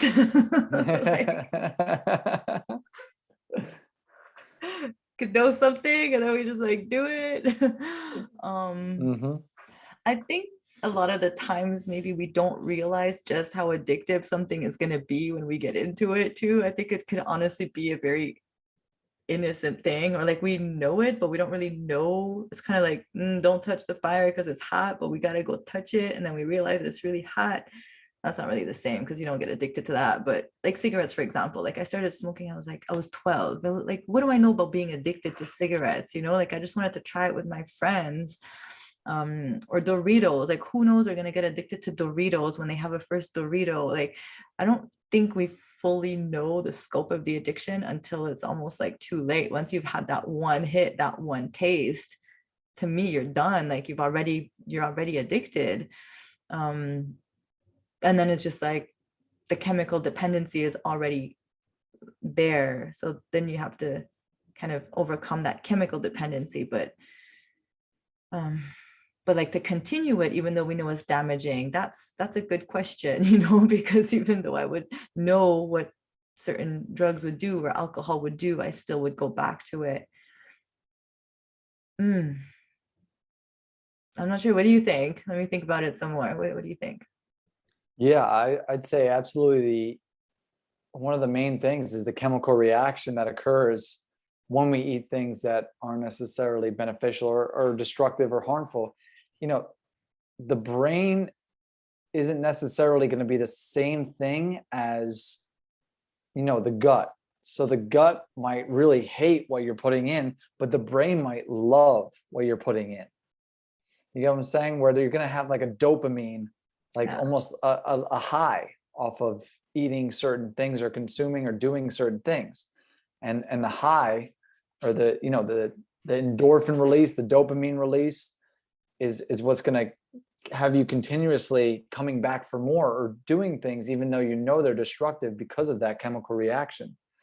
And a lot of the foods today are specifically designed to have that effect on the brain, so that immediately the first time you have it, you're hooked like that, and you're going to keep on coming back and back, and it's a vicious cycle until you break that and you reset and regenerate the neurological pathways of the brain to no longer kind of be dependent on that or to desire it anymore, you know? That's right. Yes, the dopamine. Yeah, that came in a couple of answers too. Thank you. Thank you for saying that. Of course, there's like so much pleasure that comes from that, right? And but we don't always realize that we're getting high on the food, for example, but we are getting high off the food. We are getting a 100%. stimulation. 100%. And we only realize that when we take it away, and then we kind of like have those withdrawal symptoms and a little bit of detox. But I love how you explain that. there's a cleansing process, and then after a certain time, once we've cleaned out the body, those same things that we used to be addicted to, it's interesting how we're just not addicted to them. We might have a thought about them here and there. I don't know, correct me if this is not what you're feeling, but there's no like that urge, right?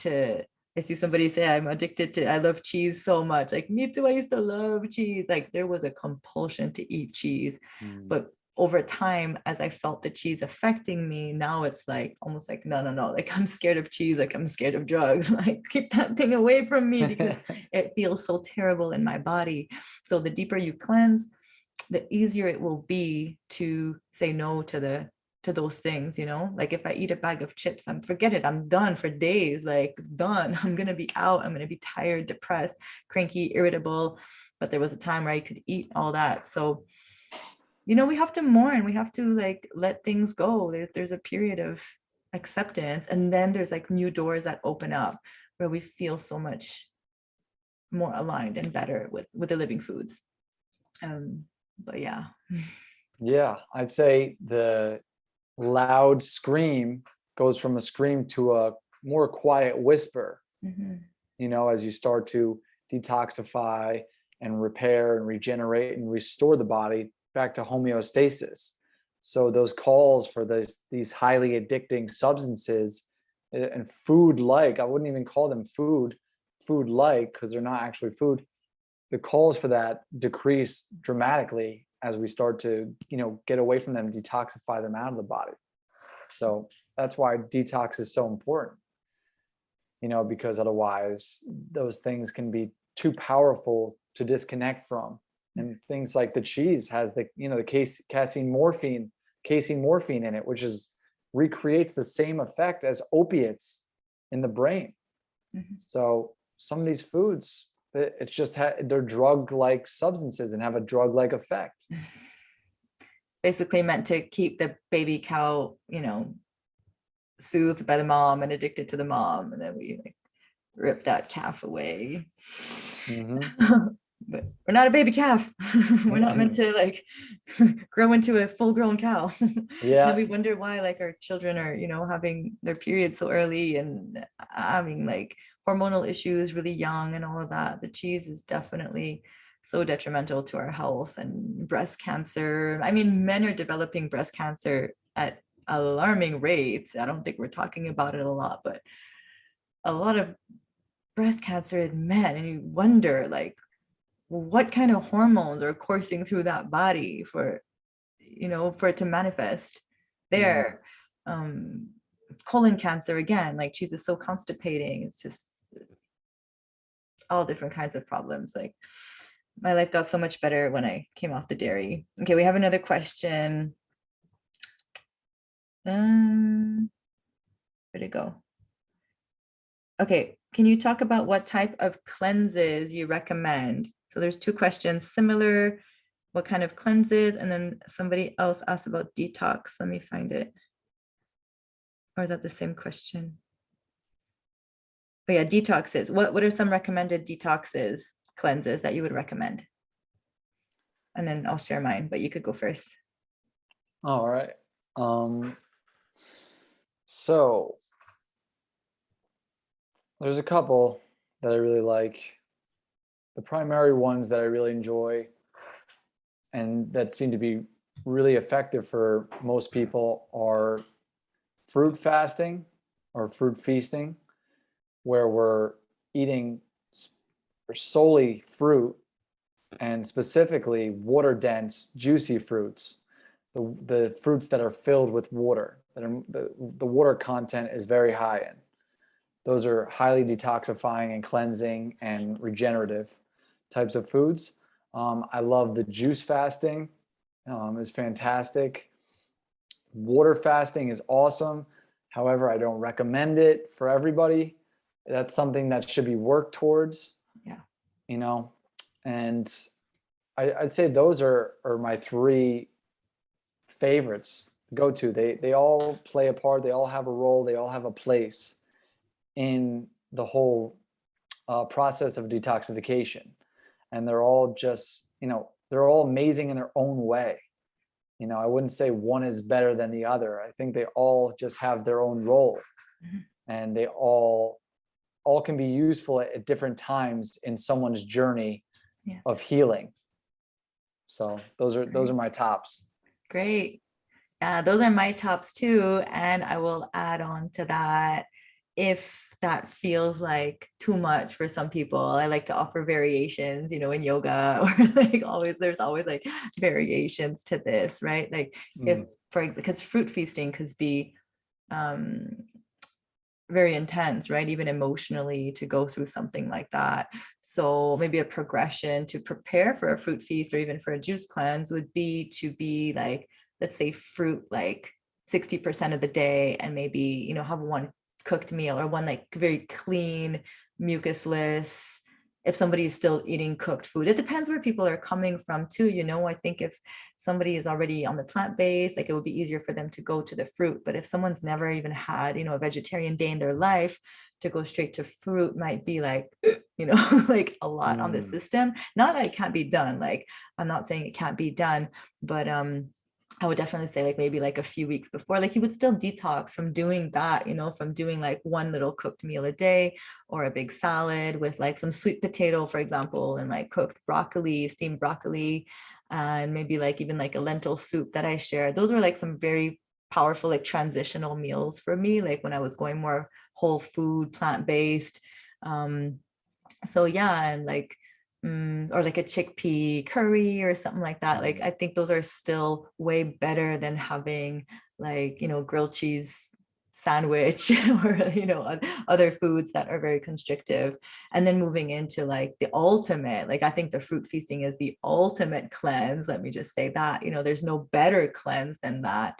And you can like prepare to get to that, and you'll still be detoxing, you'll still be eliminating a lot more than what you've been doing. So I think the first thing too, like the rising meal is the most important to look at too, like in terms of making changes. If you're having like eggs, bacon, bread, beans, to like transform that like rising meal, and already that will bring on a detox for the rest of the day, even if you eat, different things throughout the day. So like having a smoothie or a juice or a big bowl of fruit, watermelon fruit, increasing the volume of the fruit is going to help a lot. But yeah, no, I agree. I love juice cleansing. Like that's been my saving grace too. I removed so much mucoid plaque, so much like old waste. I didn't even know where it was coming from. I was like, I don't understand. Like, I literally don't understand where this is all coming from. So, I mean, we could get rid of like 99%, 100% of all of our problems. Like, I am so secure and confident to say this, that all of our problems can go away if we eliminate all the waste, like all of it. Facts. Yeah, the raw till 4 stuff, the mucusless food system, that's all really helpful in just, making progress, taking steps towards detoxification. Yeah. And all of them play their part. Like I said, it's like you just do different things at different times with where you're at. Find a nice, steady, balanced pace for you to work your way in. Yes. And reach out for support. Like, Matt's there, I'm there. We have the community too. Like, come into the community, Kings and Queens of Raw. Let me know if you want the link to that, because doing it in a community is so helpful. It's like, it's night and day. We have so much support there. So if anybody's going through detox or looking for a recipe, we do interviews like these in the group as well with Royal Gatherings. So definitely, like, community is super important in overcoming and just facing our addictions head on, because food is an addiction. Yes, highly recommend joining the Raw Vegan Kings and Queens group. Was it Raw Kings and Queens? Kings and Queens of Kings Raw. of Raw. It's okay. It's the same. Highly recommend joining the group. The group is extremely supportive, inspiring, and loving, and it's a beautiful place if you're on the healing journey. So get in that group ASAP if you're not in it. Yeah. Thank you. I love that you're in there with us. Thank you. And you share some posts in there too, and having your energy is really beautiful. All of our kings and queens, we have a lot on the live today. So shout out to all our kings and queens, and remembering that's what we are. We are royalty, and we're all here to tap into our divine selves. And the food is one aspect of it, but we also host a royal meditation every month with Queen Alva, who hosts it. And we do like a soul food hour as well. So yeah, definitely, like, learning how to meditate, learning how to breathe and get in contact with ourselves is so important. So we touch on everything. We touch on a lot of different topics. So thank you for the shout out and for allowing me the space to share as well. And it's it's free. It's I do like accept donations, but I wanted to make it free for everybody. That's super important to me. Yes, beautiful digital home and digital community with real life people. When we can't get together in person, this is the stuff that's awesome to have. Well, eventually we'll meet all in person. I can't wait to have a space where I could just be like, hey guys, let's go, let's make some juice, come over, and have this like tropical paradise where we could actually all meet and hang out in person. That would be so awesome. Yes, whole gang together. That'll be a lovely time. Yep. All right, let's take a couple more questions. Okay, sounds good. I see there was, okay. Ayash asks, but isn't brain and gut connected, aka the gut-brain connection? I'm not sure what it was in relation to what we were talking about. Yeah, I feel like we kind of went over that one. Yeah. My goodness, so many comments, so much love. Wow, everybody, we are gonna have like weeks of catching up. Yeah, no, We're gonna be answering this live for like the there's a next lot month. going on. Oh, kings and queens of Roz are heaven on earth. Oh, Queen Haley, thanks. We love having you there. Oh, that's so sweet. Yeah, so we have a Facebook group, Kings and Queens of Ra. Let me know. It's a private group, so you could send me a message and I'll send you the link. Oh, I see another question here. All right. How long of that fruity juice fast? A week, 2, a month? How long? Like the fruit fast, the juicing, like how much time would you recommend? Okay, so it depends on the person, their condition, their history, what they're willing to commit to, their emotional mental state. All those are different factors, but however, I usually recommend people start off small and then you work your way up. So for example, you would start with, a 2 to 3 day fruit fast. Then you would go to a 7-day fruit fast. And then you come back. And then when you're ready, you go to a 2-week fruit fast. And then you just keep on working your way up and do more and more. And each time you go further and further, you get more and more benefits and keep on continuously improving. So always start small with what you're ready to take on. Don't push yourself too hard or go to any type of extremes unless you're in an extreme circumstance. So find a balanced pace for yourself. But overall, I usually recommend starting off with just 3 days. Yeah, that's a good start. That's a good start. And if we set these like unrealistic goals too from the beginning, like if we're coming from a very toxic, state of body and we say like, oh, I want to do, I don't know, like a 40-day juice cleanse, or I want to do 40 days on fruit, like that could actually backfire, in some cases, if you, make it to day 2 and you're like, oh, you cave in for food. And then it's like, it'll affect your self-esteem. It'll affect your confidence level. Whereas if you set off to do a 3-day cleanse or a 5-day cleanse, then you reach that goal and you're like, all right, yes, like I'm a hero. I'm great. Like I did it. And then you'll have more confidence to build on that. So definitely like have realistic goals. That's definitely how I started too. I started off with a 7-day juice cleanse, and like that's how it started. And then it was a 10-day juice cleanse, and then over 100 days after that. But it took me many years to get to that like 100-day plus juice cleanse. People are like, oh my God, how do you do that? But I had been cleansing for a long time before that. And then it feels really natural and good. So definitely go with what feels good in your body. Like it's not always going to feel good. There's going to be some detox symptoms, but don't push yourself too hard. Like you said, unless someone's dealing with like, tumors or something like very, very, very serious, and then go all in, like hire yourself mat and just dive deep, you know what I mean? Like, don't play around with your health. That's your life. Yeah. You don't want to put too much pressure on yourself if you're not dealing with extreme circumstances. You don't want, otherwise it can be, like she said, too overwhelming, and you'll wind up, like falling off and falling really hard. And then, like you said, it will hurt your confidence and hurt you from coming back to it and doing it all over again. So, do it at a pace that feels good to you, that feels right for you. Start off small and then work your way up. There's no reason to go crazy. There's also a great group that we're both part of as well, the Arnold Ehret's mucusless diet healing system group, Professor Spira's group. I really like what they're doing in there too, even though they're not like raw vegan per se, but they do promote a lot of fruit, fasting. I find he's one of the ones that are like makes the most sense in terms of the transition lifestyle. So if anybody's transitioning, check that out. Arnold Ehret's mucusless diet healing system, and he has great books as well.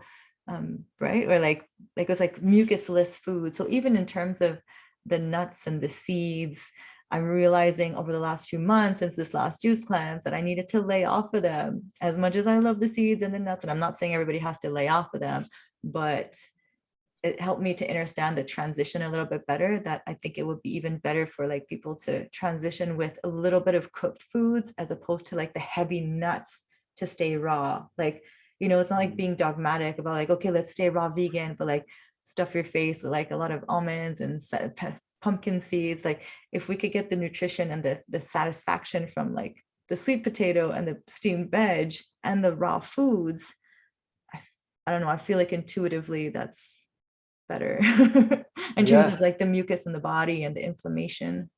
100%. Some of the raw stuff is worse than the cooked. Yeah, see? Yeah, all right. Yeah, Absolutely. this It's a is like very new to me.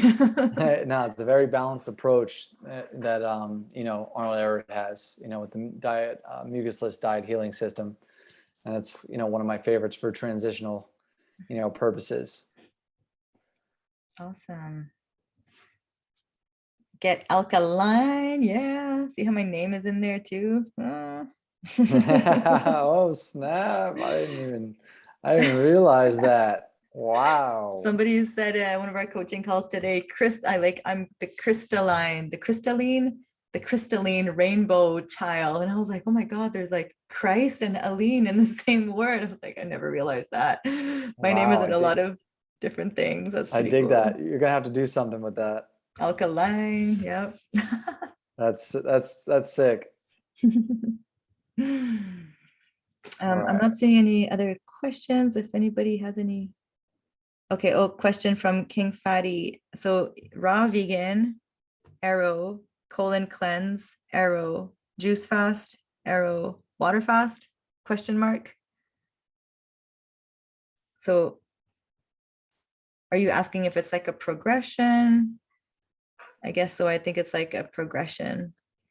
I don't think you have to be raw vegan before you do a juice fast, colon cleanse. But I definitely feel like you should do a juice fast before a water fast. Personally, in my opinion, like I think we have to remove a lot of the old ways, because water fasting doesn't necessarily, I don't know about your experience, but for me, like I had been eating before the water fast and I had a hard time eliminating. Like I had to do a lot of enemas. Like it's not the most bowel eliminating fast as opposed to like a juice cleanse where you are like more eliminating and it's a little bit easier to process things.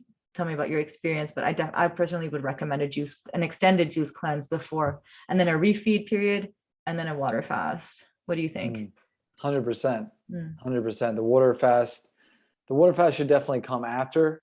I mean, all this stuff is like, imagine it's like a pyramid. You have the detoxification pyramid. You come up and you work your way back down. I just did like Illuminati sign. But you have the pyramid, and basically you work your way from the bottom of the pyramid and you work your way up, and then you go back down, and then you work your way up again and back down until you just keep on leveling up, and you find yourself sticking with a certain level of the pyramid where it's like, okay, now this is my maintenance part of the pyramid. Like now my maintenance is no longer cooked foods. Now it's raw foods. Now, you know, so you want to work your way up and down, you know, as far as, you know, into those different things. But yeah, like you said, you don't have to be raw vegan to do juice fast, you know, but to get to a water fast, extended water fast, you definitely want to do some detoxification work prior to that. Because like you said, you don't have that electricity and that astringency that's pulling on all the waste that's coming out. So sometimes in a water fast, that stuff will just sit there, you know, because it's so impacted and so deep in the tissue. So that's the beauty of a juice fast. It can help us dig deep into that to help release that stuff. Definitely. It has this therapeutic process. But yeah, I know a lot of people like, and how you break your fast is really important too. Check out my video on YouTube about that, because you want to be careful how you break your fast. A lot of people can, especially after a water fast, you could really cause some major damage if you're not breaking your fast properly. Even after a juice cleanse, if you go straight to the pastas, you go straight to the cooked foods, or even the vegetables and the salads right off the bat, you're not going to feel good. You're going to feel terrible. And you could even like compromise the detox process, because like there's a way to break the fast after that will help to like continue the process, the detox. Like you should be on the fruit for at least a week, you know, solid, you know, just watery fruits. And then you ease into like the leafy greens. But yeah, just be really mindful when you break your fast for sure. That's one of the biggest things people get wrong or just don't know how to do properly is breaking the fast. And breaking the fast is more important than the actual fast itself. How you break it is going to determine the results that you get after that fast. So like always break with liquids, or if you're on a liquid fast, always break with something very water dense, like water dense juicy fruit. Yeah. That's one of the best ways to break a fast is water dense juicy fruit. Definitely. Oh my gosh, so many comments. Yeah, it could be fatal. Could be fatal to break it wrong. Yeah, people have died. Yeah, Lauren Lockman. Okay, I'm not going to talk bad about Lauren Lockman, but I've heard some stuff. Yeah. I mean, there's been, it's tough because with a water fast, there's always that risk if someone's in too degenerated of a state, and it's not necessarily Lauren's fault, in some cases, maybe emergency trauma care might have been necessary, but a lot of the times you can't necessarily know, what's going to happen. And a lot of the times the process of the body eliminating and detoxifying and healing isn't pretty. Yeah. So a healing crisis can be misinterpreted as an emergency, a medical emergency. That's true. And a lot of people go to the hospital and they have horrible stories to be said about what happens there too. So it's hard. But yeah, I think but that's what I wanted to say too, is that a lot of people go to those centers with all different kinds of issues and illnesses and haven't maybe potentially cleansed before. So then going straight to a water fast, like in my opinion, they shouldn't even take them. They shouldn't even allow them to come and water fast unless they've done previous extended cleanses. That's kind of what I want to do at the healing center, is to like follow people, but like long term, if they want to come for 1 month, 2 months juice cleanse, and then we know them, and then okay, like let's say that'll be like level 2, right? Like you want to come do water fast in a few months, like you are like, we'll follow you during that time, even if you're not at the healing center, but like you have to follow a certain protocol, you have to follow a certain lifestyle to even come and do the next level of the water fast, or else we put ourselves in a situation where, I don't know, it could be a little dangerous. Yeah, there has to be preparation. Otherwise, if you're not preparing to succeed at a water fast, then you're preparing to fail. And a lot of these people are coming in with, like I said, severe chronic degenerative disease. So some of them are probably pretty close to their deathbed already. And, it's not easy to turn that around. And that's the problem with a water fast. A lot of the times you need that electricity and you need that energy, that life force energy and vitality from the foods or the juices to help pull the body out of that. And that's what I love about the herbs too, that I'm learning about the herbs a little bit more like Sebi or Dr. Sebi oriented, because they do bring a lot of electricity to the body and some nourishment as well. So if somebody is to do a water fast, now I'm learning about the herb fasting as well, like teas, right? Like you would make like these concoctions of tea and they help support the organs. So it's not like you're not getting any nutrients or any kind of minerals. Like the herbs would be providing another dimension of healing. And I don't know, like the plant life has just been calling to me in different ways. And I'm like, okay, like this is the next level of what I'm meant to be learning. And I had a little bit of resistance with the herbs because they're boiled and it's not raw. But I'm like, but we've been using them for thousands and thousands of years. Who am I to say, ayahuasca is, because it's not raw, like, ayahuasca is helping so many people. So there's like I'm like being more flexible and not so dogmatic about things. And now I'm all about the herbs and I've been taking them. So I think even before like recommended just a water fast, I'd be like, okay, do a water and herb fast. I'm not sure how it would affect the digestion though. I'd have to look into that, but I don't think it triggers anything in the digestion. It's like a tea.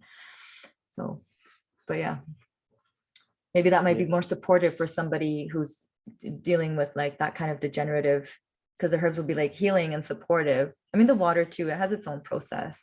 I don't know, it's gonna be my next experiment. It's gonna be like a water and herbs fast on myself.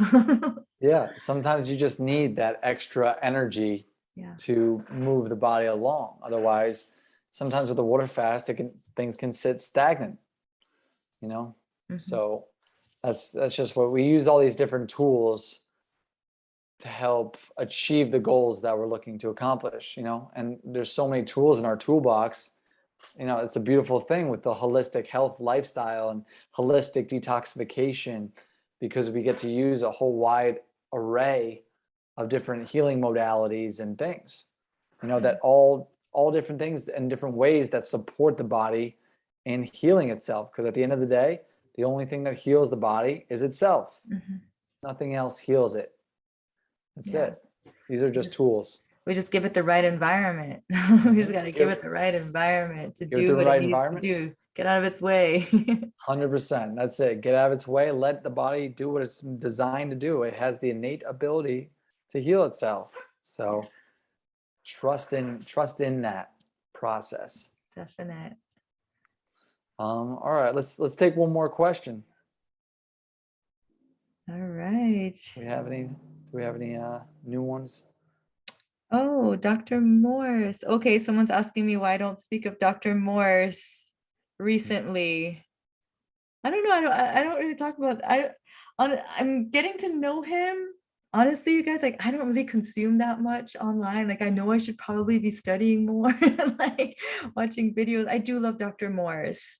I do love that he talks about fruit. I know he has his tinctures. I know he talks about God. Like, I have watched a few of his videos. I'll be super honest. I have a hard time following people, no matter how smart they are, if they're not living the lifestyle. I don't know. It's kind of hard for me. I know he's living it, but I know he like also, and I know this is like one of my own blocks. But there's definitely a block to like, okay, I'm going to take health advice, but like you still have these food addictions that you're dealing with. You don't, oh my God, I shouldn't even say this.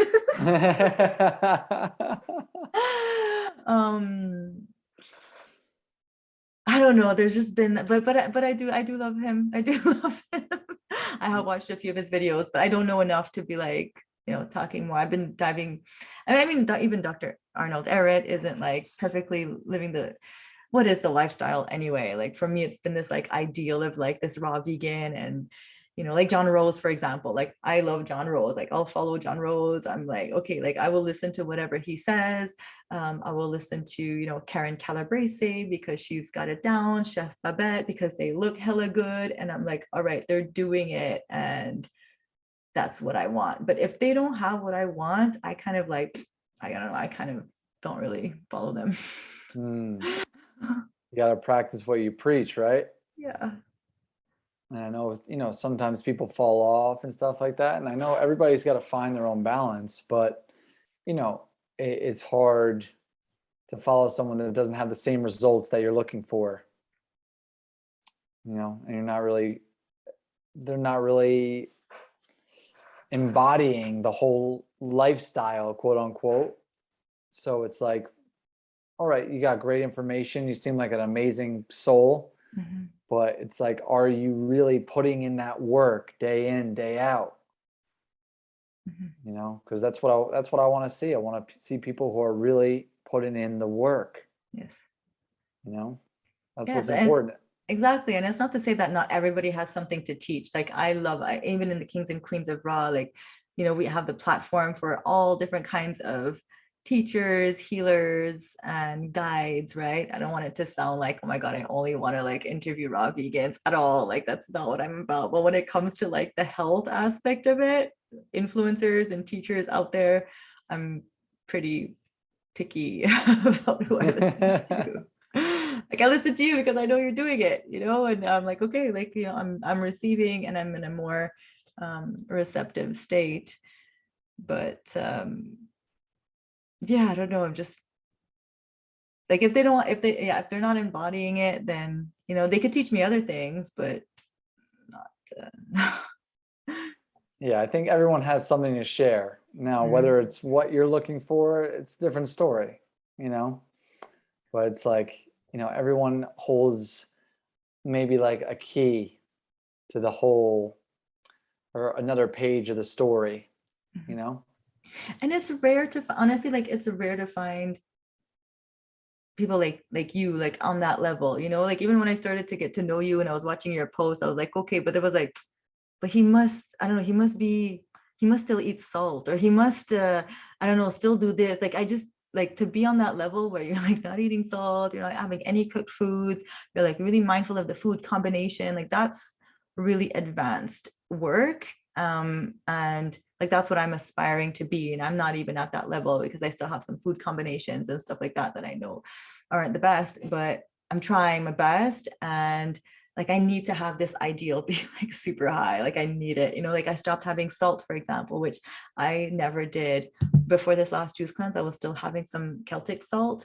And then since, you've been sharing about salt and posting that, I was like, oh my God, salt. Like I knew salt was bad, but I never really had anybody like really advocating right against it. And so that just like opened up a whole new level to my healing, is like not having the salt, which I never thought I would have. So I needed that high level of example of be like, okay, he's doing this, I could do that too. Yeah. Yeah. And just yeah, all this stuff kind of inspires us to push ourselves and know that these things are possible or beneficial and things. So we want to find people who we resonate with on this journey, and it's really an important part of just making that progress and leveling up. There's always more levels to go up, but everyone's got to find their balance and find out what suits them for their lifestyle and their, and for what they want to do and accomplish in their lifetime. Yes. So it's just, you got to find your space. Exactly. Do we have a couple of seconds to talk about salt? Yeah, we can talk about salt for a sec. What do we got?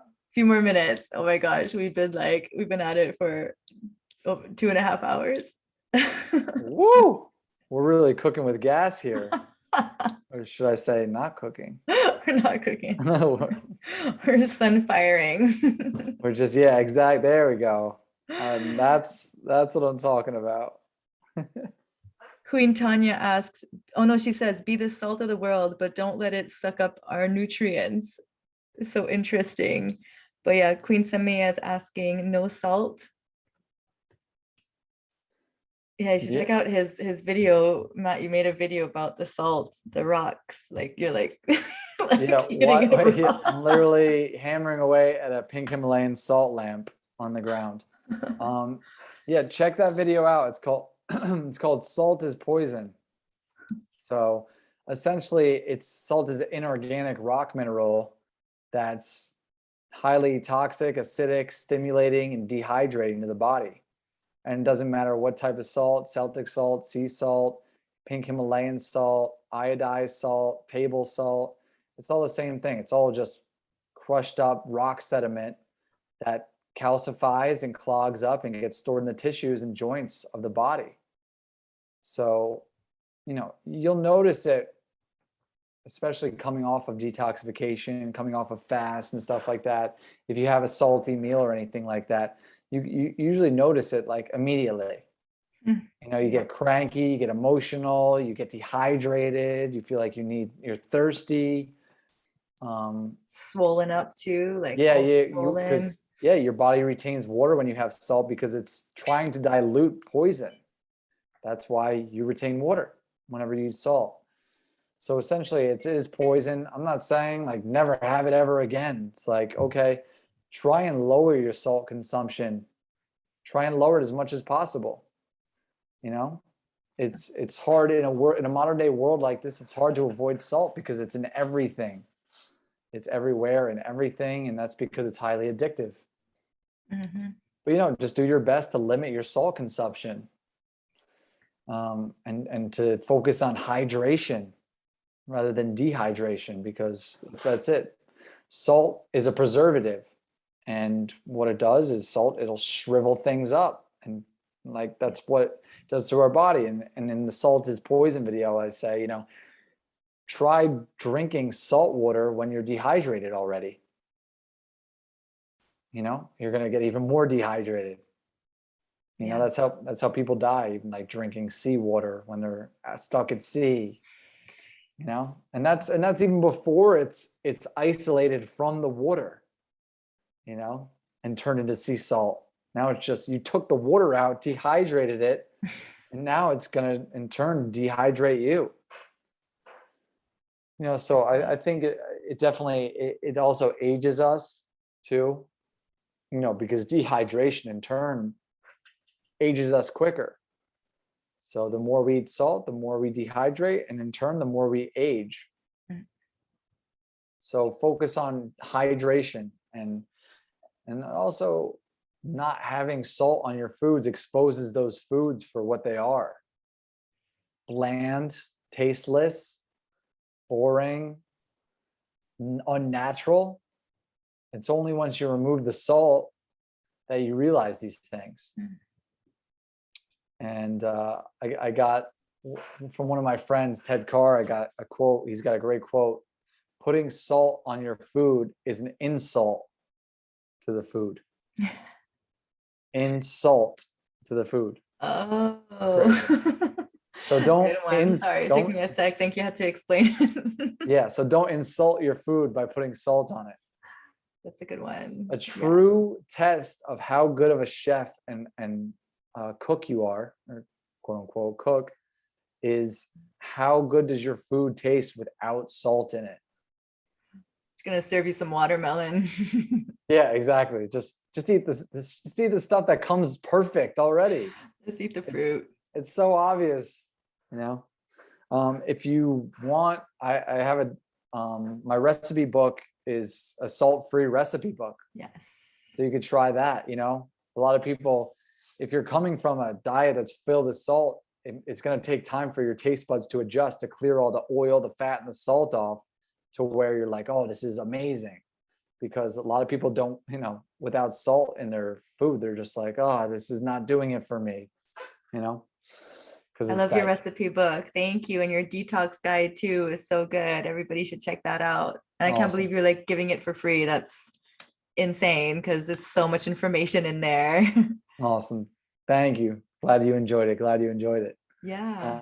But if you're trying to wean or get off the salt, those can be helpful.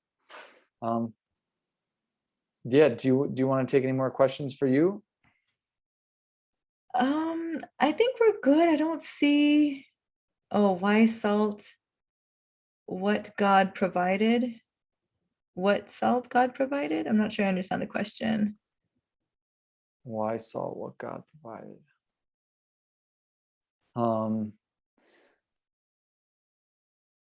I mean, just because it's here on this planet and it's in nature doesn't mean that it's meant to be consumed, right? So just because salt water exists doesn't mean we're supposed to drink salt water. Just because there's Himalayan mountains made of rock doesn't mean we're supposed to grind them up and eat them. So you wouldn't take a rock from nature, smash it up and eat it. Okay. That wasn't the question, but yeah, that makes a lot of sense. Okay. It was a statement. She says, why would we salt what God provided? It was a statement. Thank you. Yeah, okay. All right. That makes more sense. Yes, we're agreeing. Exactly. If it's been already perfectly seasoned in nature, we don't need any salt. Yeah. No, sodium can be easily found in fresh, whole fruits, vegetables, greens, and coconut water. Yeah. Celery has a lot of sodium too. Like if you want to juice some celery, like that helps cut the cravings. I remember during my juice cleanse, when I would have cravings in the evening times, I would have like some celery juice, mixed with cucumbers and things like that. It was good.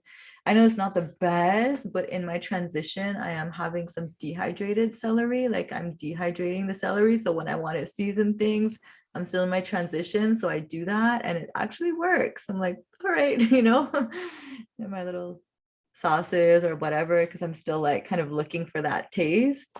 I don't know, but I'm finding it really challenging not to have salt. And I'm like faced with another addiction, right? It's like, why do I want this so much? And what's pulling me? But it's just like a slippery slope. Like, I don't even want to open that door. Yeah, no, it is. It's highly addictive. And, that's great using the celery salt, or, there's other ones like seaweed, like dulse flakes, kelp flakes. Those are also good salt alternatives. Yeah. Yeah, exactly. All right. So I think we're gonna wrap it up there. I think almost 3 hours was pretty solid one. I think we covered some good solid ground there, covered some good material. Definitely. I think some helpful solutions and information for people to go over. Thank you so much for coming on. Thank you so much. And if all you guys that are on here, if you're not, join the Raw Vegan Kings and Queens group. Follow Aline. And if you need help, reach out to her. She's got some great stuff. She's coaching too. Yeah, so thanks so much for being on here. It's been an amazing talk. You have an amazing, incredible, powerful story. And, we're definitely going to get this together again soon to cover some even more topics, because it's never ending and it's endless. Yes. So thanks for helping, help people know they're not alone and share that story. That's, extremely difficult, to share. Thank you. Yeah, it's awesome. And check out her healing center and in Belize. What, Mariposa, is that how you pronounce it? Well, that's our family resort, but it is open. We have 6 beautiful cabanas, but it's not quite the healing center. We're going to be doing the healing center in another area where I'm like building from scratch. Okay, everything awesome. Is yes. So just go on vacation over there. Yeah, just go on vacation in Mariposa. You could eat and drink if you want. Yeah, whatever. It's just a beautiful place, and Belize is a beautiful country. So even if you just want to just go and relax, get over there. Thank you. Thank you so much. I can't believe I was your first interview. Thank you. Yes, you popped Sorry for the technical difficulties at the beginning, but we made up for it. It's all good. It's great. You popped my interview cherry, and it's been a really fun interview. So awesome. Amazing to have you. All right, guys. Thank you. Yes, thank you so much. All right, guys, that's a wrap. We will see you guys again next time soon. So love all you. Thank you for all the questions, and thank you for tuning in. All right, you guys have a lovely evening. All right, and take care. All right, we'll see you soon. Bye. All right, bye, guys. Bye.